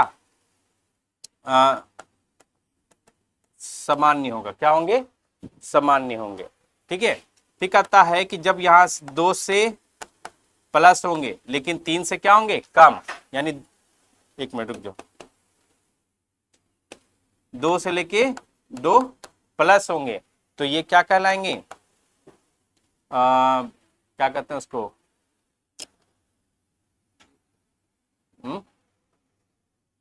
विशिष्ट है ना सर, देखो नाम भूल रहा हूं। ठीक है, अब प्रतिभा वाले बच्चों को बोला उसने 3 प्लस, ओके 1 मिनट देख, ध्यान माइंड से उठ रहा है। ठीक है, आज जिनका 3 या 3 से ऊपर है तो इनको बोला वो प्रतिभा शाली, क्या बोला, प्रतिभाशाली। ठीक है, इसका देखो ना यार, कल ही मैंने देखा था, आज देखो माइंड से उतर रहा है। अच्छा ध्यान आएगा तो लिख दूंगा, ठीक है ना। तो मूल रूप से रेंजुली के आधार पे क्वेश्चन आपको 2-3 बार पूछे गए पीवाईक्यू में, ठीक है ना, तो इस आधार पर मैंने बता दिया।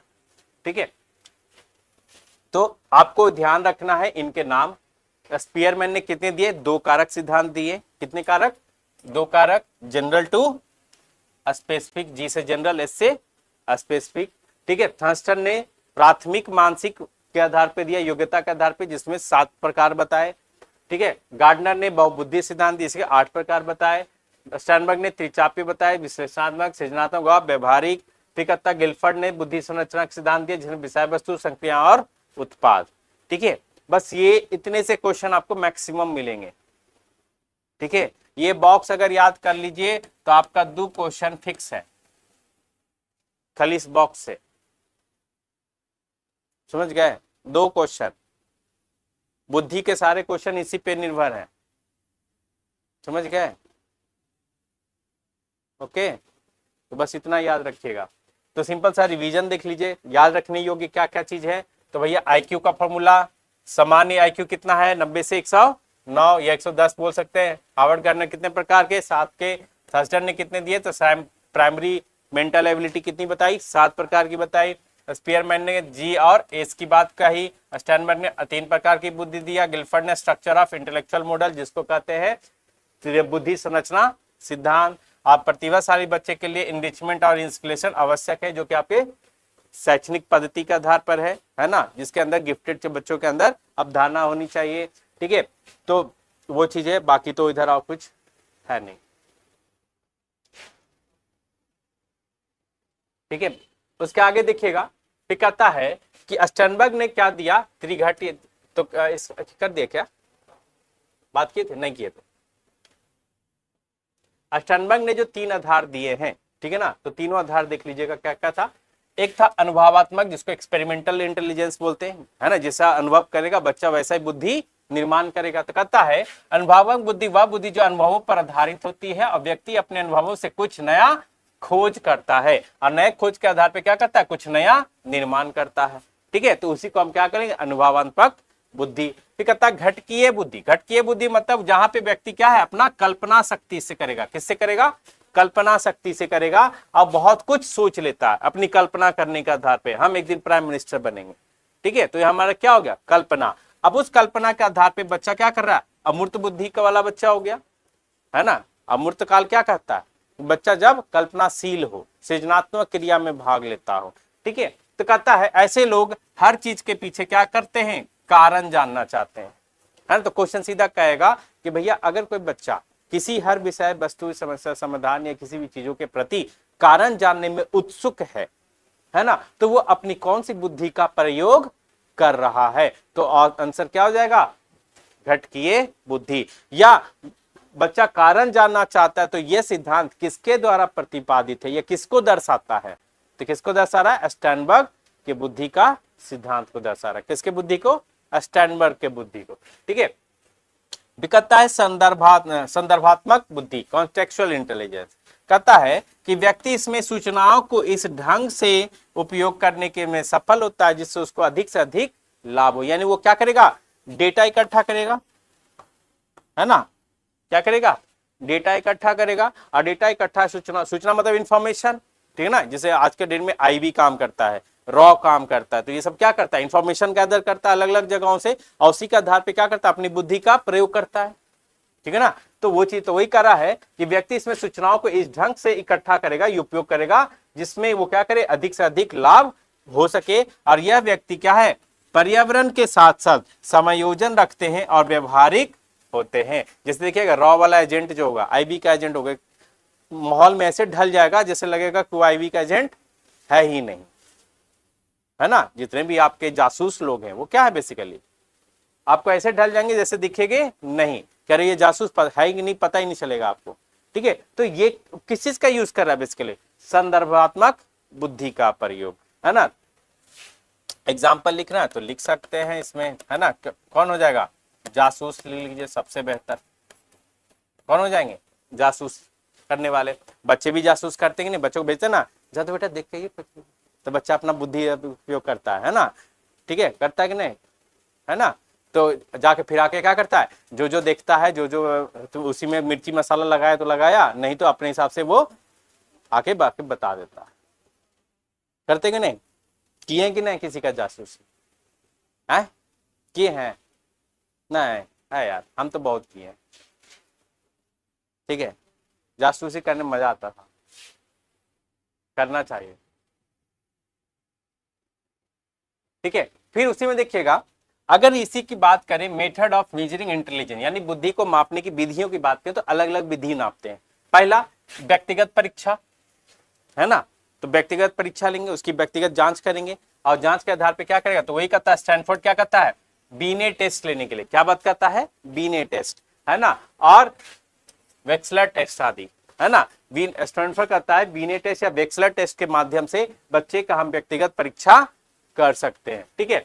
समूह परीक्षा मतलब ग्रुप टेस्ट, जहां पे एक साथ कई बच्चों को बुद्धि मापना हो, अब उसमें क्या देंगे, कम समय और लागत में क्या करेंगे, अधिक बच्चों की परीक्षा संभव करेंगे, ताकि ज्यादा लागत भी ना लगे और उसका टेस्ट हो जाए। जैसे कि रेवेन प्रोग्रेसिव, क्या लिखा है, मैट्रिसेस टेस्ट, ठीक है ना, यानी कि ये कौन दिया, उदाहरण में रेवेन ने दिया, ठीक है ना। तो कहता है प्रोग्रेसिव मैट्रिसेस टेस्ट, जैसे हम ग्रुप में करते हैं ना, जैसे 5 बच्चों का ग्रुप बनाए, अब 5 बच्चों का ग्रुप बनाते हैं, फिर कहते हैं सब अपना अपना कर दिखाओ, ठीक है। तो फिर उसके देखते हैं कि कौन अच्छा बेहतर परफॉर्म किया, कहते हैं कि नहीं, ठीक है। जैसे अभी आप लोग एग्जाम ही दीजिएगा, तो वो भी कहीं ना कहीं ग्रुप गतिविधि है ना, कि भाई सबसे फॉर्म भरा लो, अब फॉर्म भराने के बाद कम दाम में सबका एग्जाम ले लिया जाएगा, है ना। फॉर्म का कितना रुपया लिया, 1000 रुपया लिया ना जी, हाँ नहीं लिए, 1000 ही है ना, ठीक है।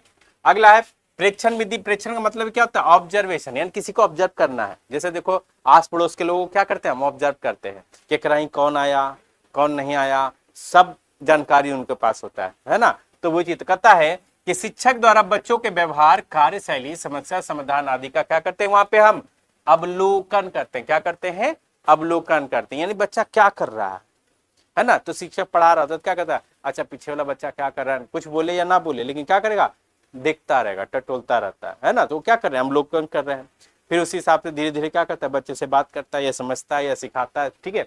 तो ये कर रहा है, यह निरंतर और प्राकृतिक स्थिति में बच्चा के क्या करते हैं, मूल्यांकन में भाग लेते हैं। यानी मूल्यांकन हम इसके में बच्चे का मूल्यांकन कैसे करते हैं, तो निरंतर और प्राकृतिक परिस्थिति के आधार पर करते हैं, ताकि बच्चे को आधार पे हम जिस आधार पे वो रह रहा है, सीख रहा है, उस आधार पे उसको हम ढाल सके, ठीक है।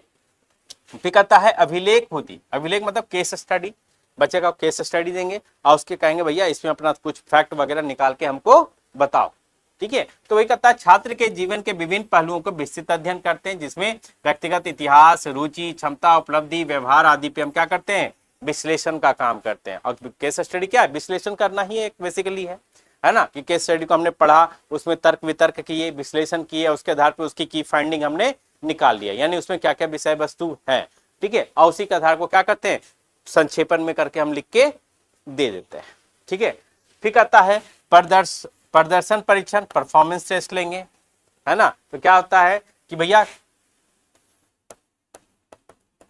किसी कार्य को करके दिखाने पर क्या होता है, आधारित परीक्षण होते हैं, ताकि करके तुम दिखाओ कितना क्षमता है तुम्हारे अंदर। तो इसी में कहता है हम क्या नापते हैं, बेसिकली व्यवहारिक क्षमताओं को यहाँ पर मापा जाता है, जैसे कि ड्राइंग करना, मॉडलिंग का निर्माण करना, भाषण वगैरह, है ना, कि चलो जी सबको सामूहिक रूप से हमने ड्राइंग बना दिया, लेकिन ड्राइंग कंपटीशन भी करते हैं कि नहीं करते, है ना, तो जो अच्छा करता है उसको परफॉर्म दिखता है, अच्छा कलरिंग है, जिसका अच्छे आर्टिफैक्ट्स हैं उनको हम प्राइज दे देते हैं। तो उसी आधार पे क्या करें, व्यक्तिगत बात कर रहे हैं, यहाँ पे परफॉर्मेंस देख रहे हैं कि कौन कितना अच्छा अपनी क्षमता का प्रयोग कर सकता है। तो इसी आधार पे इन तरीके से अलग अलग गतिविधियों के आधार पे अलग अलग टेस्ट लेकर हम उनकी बुद्धि का माप कर सकते हैं। ठीक है, फिर देखिएगा तो कहता है कि बुद्धि के विकास के कारक कौन कौन से फैक्टर होंगे जो बुद्धि को बढ़ाने के आधार पे होंगे। तो पहला अनुवांशिकता सबसे पहले आएगा, क्योंकि अनुवांशिकता के आधार पर ही बच्चों के अंदर मानसिक बुद्धि का परिवेश होता है। फिर कहता है पर्यावरण, पोषण, स्वास्थ्य, शिक्षा, सीखने के अवसर, प्रेरणा, भावनात्मक और संस्कृति, सामाजिक इंद्रियों के आधार पर। ठीक है, तो ये सब क्या है, हमारे बुद्धि के प्रभावित करने वाले कारक है ना। कौन कौन से, अनुवांशिकता है, पर्यावरण है, पोषण है, स्वास्थ्य है, शिक्षा और सीखने के अवसर है, प्रेरणा है, भावनात्मक अस्थिरता है, या सांस्कृतिक और सामाजिक इंद्रियों का परिवेश है, या इंद्रियों का विकास है। ठीक है, फिर उसके बाद देखिएगा नोट पॉइंट में, सॉरी, कहता है बुद्धि जो है जन्मजात क्षमता होती है, क्योंकि अनुवांशिकता के आधार पर मिलती है ना, लेकिन वो क्या है, वातावरण और अभ्यास से क्या होती है, विकसित होती है। यानी बुद्धि तो मिल गया, लेकिन विकसित तब होगा जब आप उसको क्या करेंगे, उसको उस पर्यावरण में ढालिएगा या उस सामाजिक परिवेश में, या अपने आप में वो क्या कहते हैं, अभ्यास करेगा तब। ठीक है, फिर कहता है कि बुद्धि के साथ अगर देखा जाए तो अधिगम बच्चा कब करेगा। तो कहता है बुद्धि और अधिगम में देखा जाए तो गहरा संबंध है, लेकिन अधिक बुद्धि वाला बच्चा तेजी से वो अच्छे तरीके से सीखता है ना। यानी जिसकी बुद्धि अच्छी होती है, ठीक है ना, वो बच्चा क्या होगा, तेजी से सीखेगा, क्योंकि उसको किसी भी चीज को ग्रहण करने की क्षमता क्या है, बेहतर है, ज्यादा है। फिर कहता है कि सीखने के अनुभव बुद्धि को क्या करता है, विकास करता है, और अधिगम के बिना बुद्धि का उपयोग सीमित हो जाता है। बुद्धि हमारे पास बहुत अच्छा, लेकिन हमने कुछ उस पर सीखा है, उस पर विकास नहीं किया, हमें अधिगम नहीं है, हमने कुछ सीखा नहीं है, तो कोई फायदा नहीं, है ना। तो वही चीज फिर कहता है कि शिक्षक को सभी बच्चों की क्षमताओं के अनुसार अधिगम अवसर प्रदान करने चाहिए, ना कि किसी एक बच्चे के आधार। किसके आधार पे, तो सभी बच्चों के आधार पे। यानी कक्षा में अलग अलग परिवेश के अलग अलग बुद्धि के बच्चे हैं, तो सबको क्या करेंगे, एक समान लेकर चलेंगे। क्या लेकर चलेंगे, एक समान, किसी विशिष्टता की ओर लेकर नहीं चलेंगे, ताकि सभी के अंदर बुद्धि का विकास क्या हो, एक प्रकार से हो। ठीक है, फिर कहता है आगे नहीं है, फिर देखिएगा क्वेश्चन आ जाइएगा। क्वेश्चन यहां तो आंसर लिखा हुआ है वैसे, ठीक है।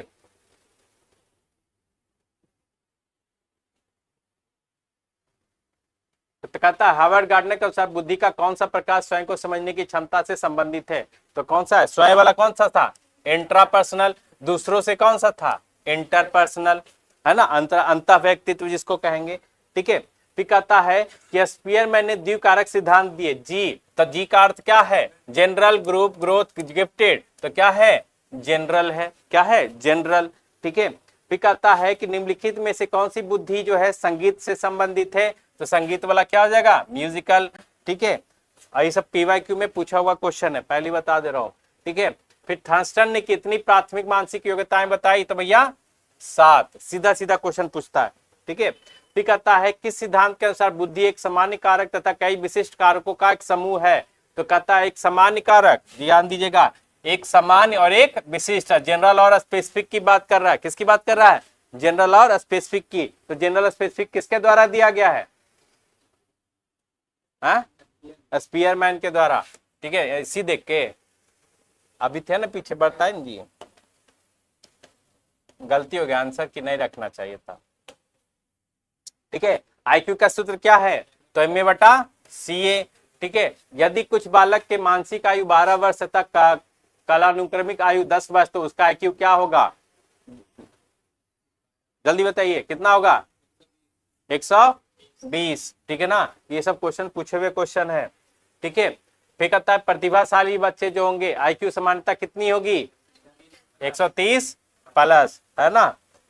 चलिए अगला देखिएगा, रॉबर्ट अशेबक के अनुसार बुद्धि के कितने प्रकार है, सॉरी, तो कितने हैं, त्रिघटकीय दिए, कितने दिए, त्रिघटकीय। ठीक है ना, तो ये हो गया। फिर कहता है विश्लेषणात्मक, असृजनात्मक अव्यवहारिक बुद्धि जो है किस सिद्धांत का भाग है? तो भैया स्टर्नबर्ग, यही वाला क्वेश्चन त्रिघटकीय है ना। तो कितने घटक दिए थे? तो भैया विश्लेषणात्मक बुद्धि और सृजनात्मक बुद्धि और व्यवहारिक बुद्धि। कौन दिया? तो स्टर्नबर्ग ने दिया। ठीक है,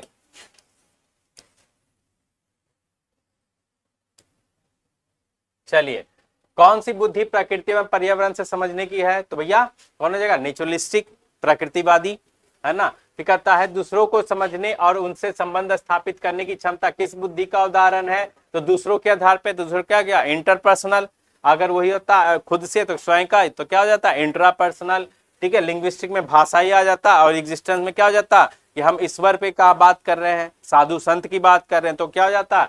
एक्सटेंशनल हो जाता, एग्जिस्टेंशियल हो जाता, एग्जिस्ट कर रहा है कि नहीं, अस्तित्ववादी जिसको बोलते हैं। फिर कहता है किस बुद्धि में व्यक्ति स्वयं की भावनाओं विचारों को समझता है? तो स्वयं की बात करेंगे, फिर अगेन क्या हो जाएगा? इंट्रापर्सनल। ठीक है, फिर कहता है गिलफोर्ड के द्वारा सिद्धांत का नाम किससे जाना जाता है? तो 2 factor theory, 3 factor intellectual, PMA theory. तो क्या बोला गया उसको? बुद्धि की संरचना बोली गई। क्या बोला गया है? बुद्धि की संरचना। ठीक है, जिसने 3 आधार दिए। कितने दिए? 3 आधार। ठीक है, कौन कौन से? विषय वस्तु और आपका क्या था? संक्रियाएं और उत्पाद। ठीक है, फिर कहता है कि गिलफोर्ड के अनुसार बुद्धि किन 3 घटकों की बात करता है? तो चलिए वही वाली बात आ गई। कौन सा था? कंटेंट, ऑपरेशन और प्रोडक्ट, है ना, जिसको हम कहते हैं विषय वस्तु, संक्रियाएं और उत्पाद। चलिए अगला देखिएगा। फिर कहता है कि निम्न में से कौन सा प्रतिभाशाली बालकों की विशेषता नहीं है? तो प्रतिभाशाली विशेषता कौन सा होगा? तो भैया बच्चा जब मंद अधिगम करेगा तब, है ना, यानी कि सीख उतना अच्छा पा नहीं रहा है। सीटेट के अनुसार या सीबीएसई अनुसार बुद्धि जन्मजात है या अस्थिर या अपरिवर्तनीय है, वातावरण अनुभव से विकसित होती है, केवल आईक्यू पर आधारित है? तो बच्चा यहाँ पे क्या हो जाएगा? सी, क्योंकि पूर्णता शब्द क्या है? निगेटिव। फिर कहता है अस्थिर शब्द या अपरिवर्तनीय अपने आप में क्या है? निगेटिव। केवल तो अपने आप में निगेटिव है ही। तो बच्चा मेरे पास क्या? C option. ठीक है, फिर देखिएगा डी में कौन सा गार्डनर की बहुबुद्धि में शामिल नहीं है? तो बहुबुद्धि में शामिल कौन सा नहीं है? तो भैया भावनात्मक बुद्धि। कौन सा शामिल है? भावनात्मक। भावना का कोई आधार बुद्धि है नहीं, है ना। वो क्या है? भावनात्मक एक भावना है, इमोशंस की बात करते हैं, जो कि एक विकास के आधार पे देखा जाता है। ठीक है, अगला देखिएगा। कहता है गार्डनर के अनुसार कवि, लेखक, पत्रकार ये सब जो होंगे कौन होंगे? तो लिंग्विस्टिक होंगे, भाषाइक होंगे, क्यों? भाषा का प्रयोग करना अच्छी तरीके से वो लोग जानते हैं। बैंकर, साइंटिस्ट, अकाउंटेंट जो होंगे वो कौन होंगे? स्पेशल, म्यूजिकल, लॉजिकल और बॉडली। तो वो क्या होंगे? मैथमेटिक्स का काम करेंगे उन लोग, है ना। फिर देखिएगा एजर्सन रीजन से संबंधित क्वेश्चन है। ठीक है, कहता प्रतिभाशाली बालकों को इनरिचमेंट प्रोग्राम यानी कि आगे बढ़ाने का आधार की आवश्यकता होती है, जिसकी अधिगम गति समान बालकों से अधिक होती है। तो क्या दोनों सही है? दोनों सही व्याख्या कर रहा है, बिल्कुल सही। क्यों? क्योंकि इसमें बस हमें करना क्या है? क्योंकि का उत्तर ढूंढना है। किसका उत्तर ढूंढना है? क्योंकि का, एक दूसरे कथन के बीच में। तो अगर स्पष्टीकरण दोनों सही कर रहा है तो मतलब दोनों एक दूसरे की व्याख्या क्या कर रहा है? सही कर रहा है। तो अब सिंपल सा बोलो कि प्रतिभाशाली बालकों के निश्चित प्रोग्राम की आवश्यकता होती है क्योंकि उनकी अधिगम गति समान बालकों से अधिक होती है। तो स्पष्ट कर रहा है कि नहीं? क्योंकि का उत्तर दे रहा है ना दूसरा कथन। ठीक है, और नहीं तो इधर से ऊपर का कथन का आंसर ढूंढो।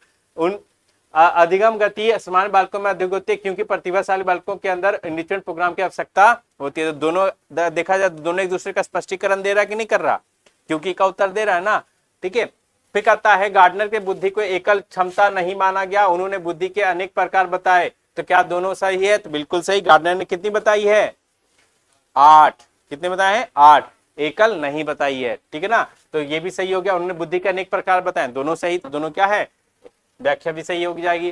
फिर कहता है कि आईक्यू किसी व्यक्ति की संपूर्ण क्षमता का सही मापक है। तो क्या सही है? नहीं, संपूर्ण मापक नहीं है। विशिष्ट किसी पार्टिकुलर एक विषय वस्तु की मापन हो सकती है, सभी चीज की मापन नहीं हो सकती क्योंकि गुण को मापा नहीं जा सकता।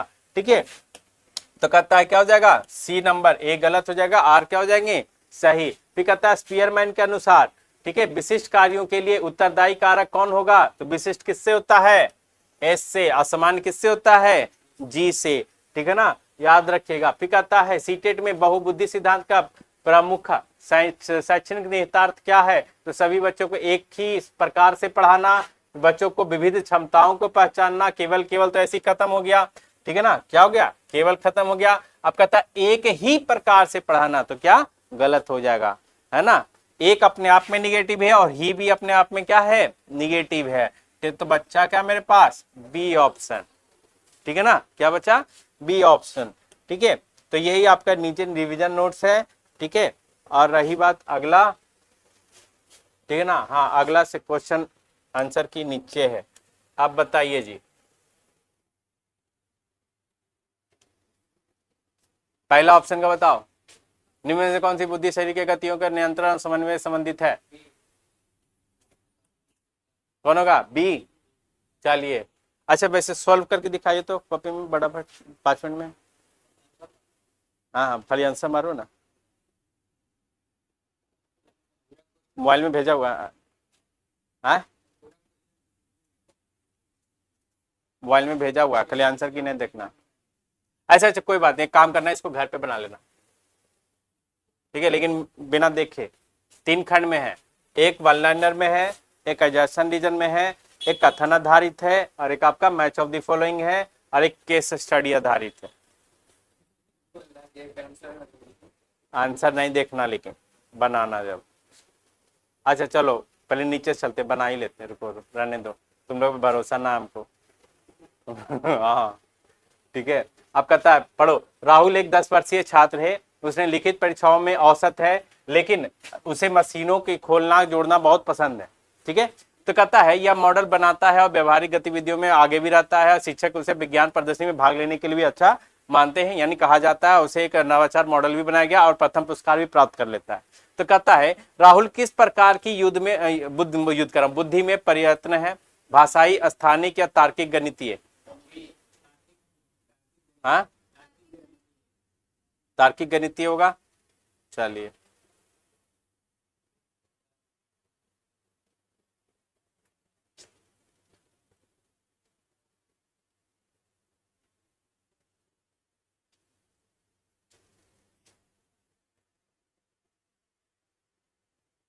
फुल हो गया, है ना। चलिए शिक्षक को राहुल के लिए क्या करना चाहिए, उसे केवल खेल या अधिक लिखित अभ्यास के उसे रुचि के अनुसार अवसर देना चाहिए, या उसे डांटना चाहिए, तो अवसर देना चाहिए, है ना। यदि राहुल की कलानुमि की आयु 10 वर्ष है और मानसिक आयु 12 वर्ष है, तो उसकी आईक्यू क्या होगी, 120, है ना, 12 दहे 20, ऐसे को हो जा गया। फिर कहता है प्रतिभाशाली बच्चों की पहचान के लिए सबसे उपयुक्त तरीका क्या होगा, केवल केवल ऐसी काट देंगे। फिर कहता है विभिन्न तरीकों का समायोजन, फिर कहता है किसी एक विधि का पर्याप्त, कहता है एक विधि क्या हो जाएगा, गलत हो जाएगा, निगेटिव हो जाएगा, ऑप्शन क्या हो जाएंगे, सी, ठीक है। चलिए केस स्टडी वाला बना लिए, अब आ जाइए तो इस पे कथन आधारित।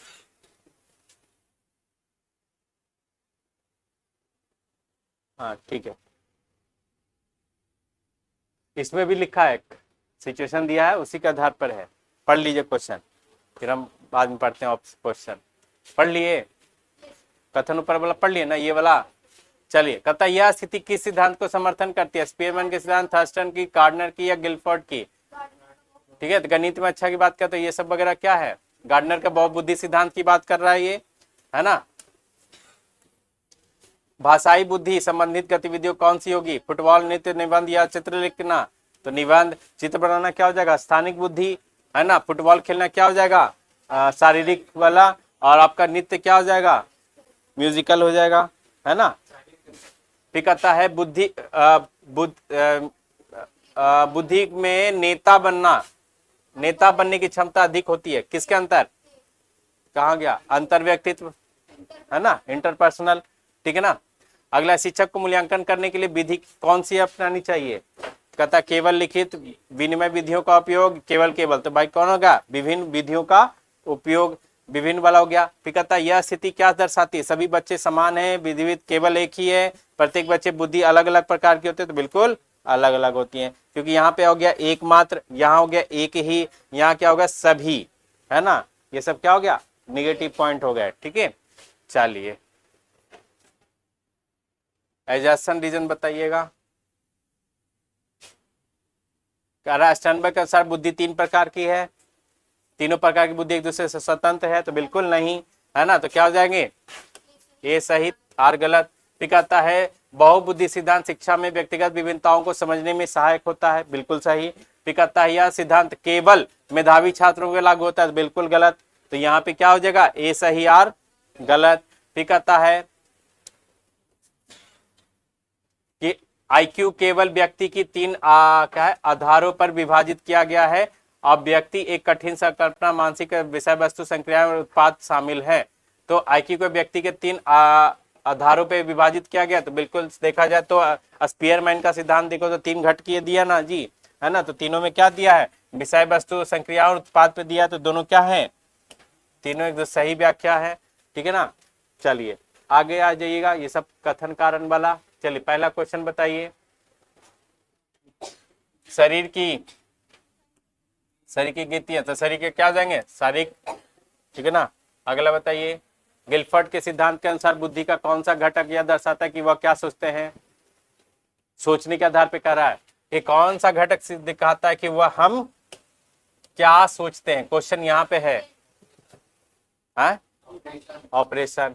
चलिए ठीक है, क्योंकि ज्ञान के आधार पे सोचना होता है ना, संक्रियाएं तो जब हम सोचेंगे क्या करना है, ज्ञान का उपयोग करने की बात कर रहे हैं। चलिए अगला है, यदि किसी बालक में अत्यधिक जिज्ञासा, रचनात्मक समस्या को नवीन समाधान खोजने की क्षमता, तो वह किस प्रकार की बुद्धि में प्रबल होगा। तो कैसा होगा, सृजनात्मक क्रिया, क्रिएटिव माइंड होगा बच्चे के अंदर, है ना, कुरफाती माइंड। फिर कहता हम कौन है, मुझे क्या करना चाहिए, ऐसे प्रश्न हो तो किस बुद्धि का उदाहरण है ना। खुद की बात कर रहा है ना, हम कौन है ना, तो मैं कौन हूं, है ना। तो क्या हो जाएगा, अच्छा दोनों एक ही लिखा गया है, अच्छा एक अंतर हो जाएगा, ऐसे अंतर कर दो, है ना, अंतर व्यक्तित्व। अगला है, थॉम्सन ने 7 P में कौन सी योग्यता जो है शब्दों के अर्थ पर समझने की भाषा का प्रयोग किया है। तो कैसा हो जाएगा, शब्दों के अर्थ समझ, तो क्या हो जाएगा, शाब्दिक अर्थबोध। कौन सा हो जाएगा, शब्द अर्थबोध, ठीक है ना। फिर कहता है अगला देख लीजिएगा, कहता है कौन सा सिद्धांत बुद्धि को एकल इकाई के बजाय कई स्वतंत्र क्षमताओं पर समूह बनाता है। ठीक है, तो क्या हो जाएगा,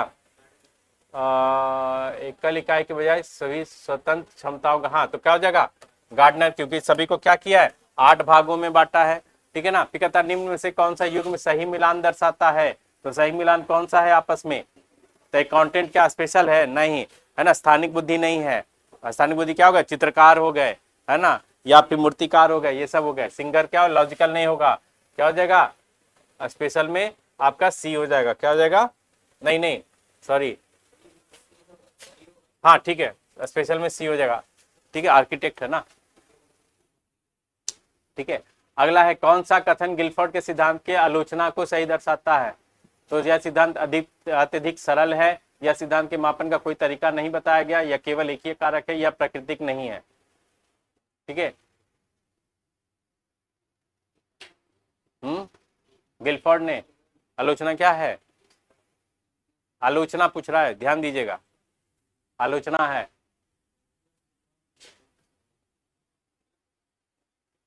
हाँ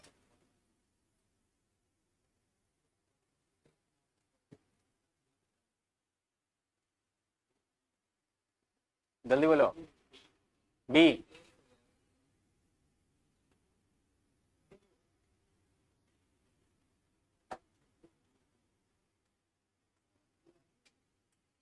बी, हाँ नेगेटिव हो गया, आलोचना करना है। तो यह सिद्धांत अत्यधिक सरल है, यह सिद्धांत की बुद्धि के मापन का कोई तरीका नहीं बताया, यह केवल एक ही कारक पर आधारित है, या यह प्राकृतिक नहीं है। हाँ बी किसका किसका है, और ए भी है किसी का, सी। गिलफर्ड के सिद्धांत देख लीजिए, थोड़ा थ्योरी पे फिर से आ जाइए, कहाँ गया गिलफर्ड, गिलफर्ड गिलफर्ड गिलफर्ड,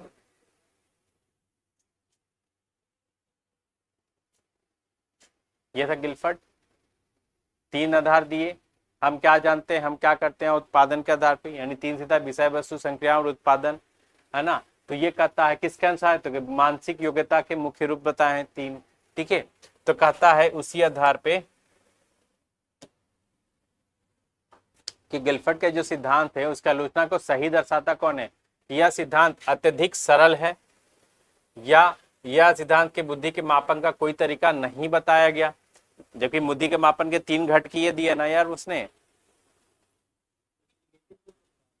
हाँ तो कह रहा है यह केवल एक ही प्रकार के पर आधारित है, एक ही कारक पर आधारित है।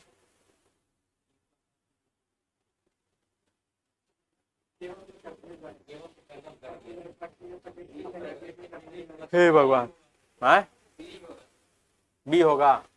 हमको क्यों लग रहा है तुम लोग गलत बोल रहे हो? अच्छा देख लेते एक बार आंसर की, हम भी कंफ्यूज हैं थोड़ा सा। कितना क्वेश्चन था जी? कौन से क्वेश्चन में थे? 8 में ना, तो 8 बी दिया।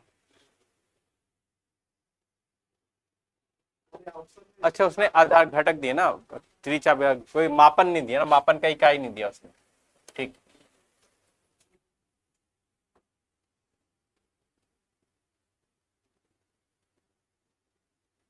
अगला क्या है? 9 नंबर। किस प्रकार की बुद्धि में व्यक्ति अपने जीवन के अर्थ, मृत्यु या ईश्वर के ब्रह्मांड जैसे प्रश्नों का चिंतन करते हैं? तो ब्रह्मांड वगैरह की बात किस में करेंगे? कहाँ गया? अस्तित्ववादी, है ना। किस सिद्धांत में बुद्धि के 3 प्रकार बताए गए हैं? तो बुद्धि के 3 प्रकार कौन थे? तो वैसे देखा जाए तो यार प्रकार जो है स्टर्नबर्ग ने बताया था, बाकी तो घटकीय और तीरचापीय आधार पे बताया। वहां देखिए ना एक रखा हुआ है लास्ट में एक सेट, कौन गया? स्टर्नबर्ग, है ना। त्रिचापीय सिद्धांत कौन दिया था? स्टर्नबर्ग ने, ठीक है। अगला है आईक्यू और उपलब्धि, है ना, जिसको क्या कहते हैं? अभिवृत्ति, है ना, एप्टीट्यूड, ठीक है, के संबंध में कैसा होता है? आईक्यू अधिक होता है तो उपलब्धि हमेशा कम होगी, आईक्यू और उपलब्धि का कोई संबंध नहीं होता।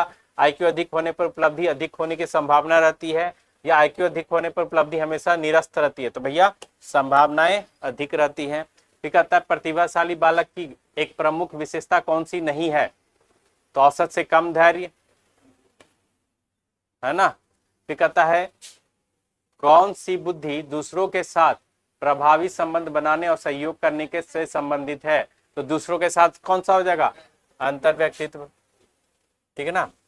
तो याद रखिएगा बस शब्द क्या है? दूसरा। अगर वहीं स्वयं आ जाए तो क्या हो जाएगा? अंतर। कभी कंफ्यूज नहीं होगा, बहुत बार देखता हूं सेट में गलती लोग करते हैं। ठीक, क्या? हा? क्या लिख दो? अच्छा यहाँ दूसरों की बात करेंगे, यहाँ पे स्वयं की बात करेंगे, ठीक है। अच्छा सोच रहे हैं कि बाद में देखेंगे तो याद रहेगा, हम समझ गए, ठीक। अगला है बौद्धिक विकास का सर्वोत्तम आकलन किस विधि से किया जाता है? तो क्या होगा? विभिन्न विधियां, है ना। विभिन्न विधियां क्या है? विभिन्न शब्द पॉजिटिव शब्द है, बाकी केवल केवल है तो ऐसे ही छट जाता है। फिर कहता है कौन सा कारक बुद्धि के विकास में प्रत्यक्ष रूप से शामिल नहीं है? प्रत्यक्ष रूप से तो कौन सा होगा? वंशानुक्रम, पोषण, प्रोत्साहन या जन्म क्रम?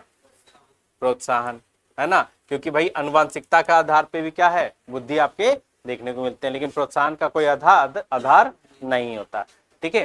तो ये है आपके क्वेश्चंस इस पे। तो बुद्धि हो गया आपका खासे खत्म, ठीक है ना। ये आपको ग्रुप में चला जा रहा है अभी।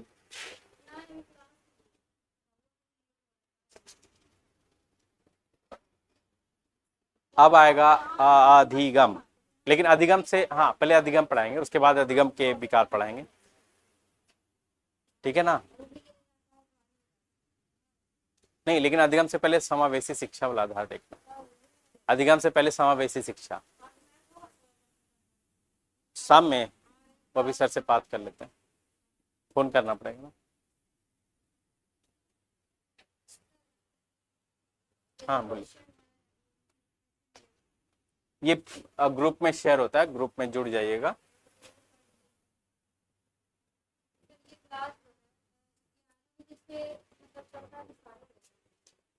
है तो 11 बजे, लेकिन लेट हो जाता है डेली, कोई थोड़ा लेट आते हैं उसके आधार पे वेट करना पड़ता है। तो आप 11 11:15 तक आ जाइए। 11:15 पहले तो स्टार्ट नहीं होता है जनरली, इतना जान लीजिए। हाँ आपको कम से कम 8 बार आना जाना पड़ जाएगा। अभी 2 बजे आप जाए ना, हाँ, खैर ही 2 बजे पहुंचेंगे, तो 2 बजे अगर आएंगे तो फायदा। 2:30 से ही आइए ना, वैसे भी सॉल्यूशन 2:30 से होता है, 2 बजे से नहीं होता है। सॉल्यूशन 2:30 बजे ही स्टार्ट होता है। कर देता हूँ।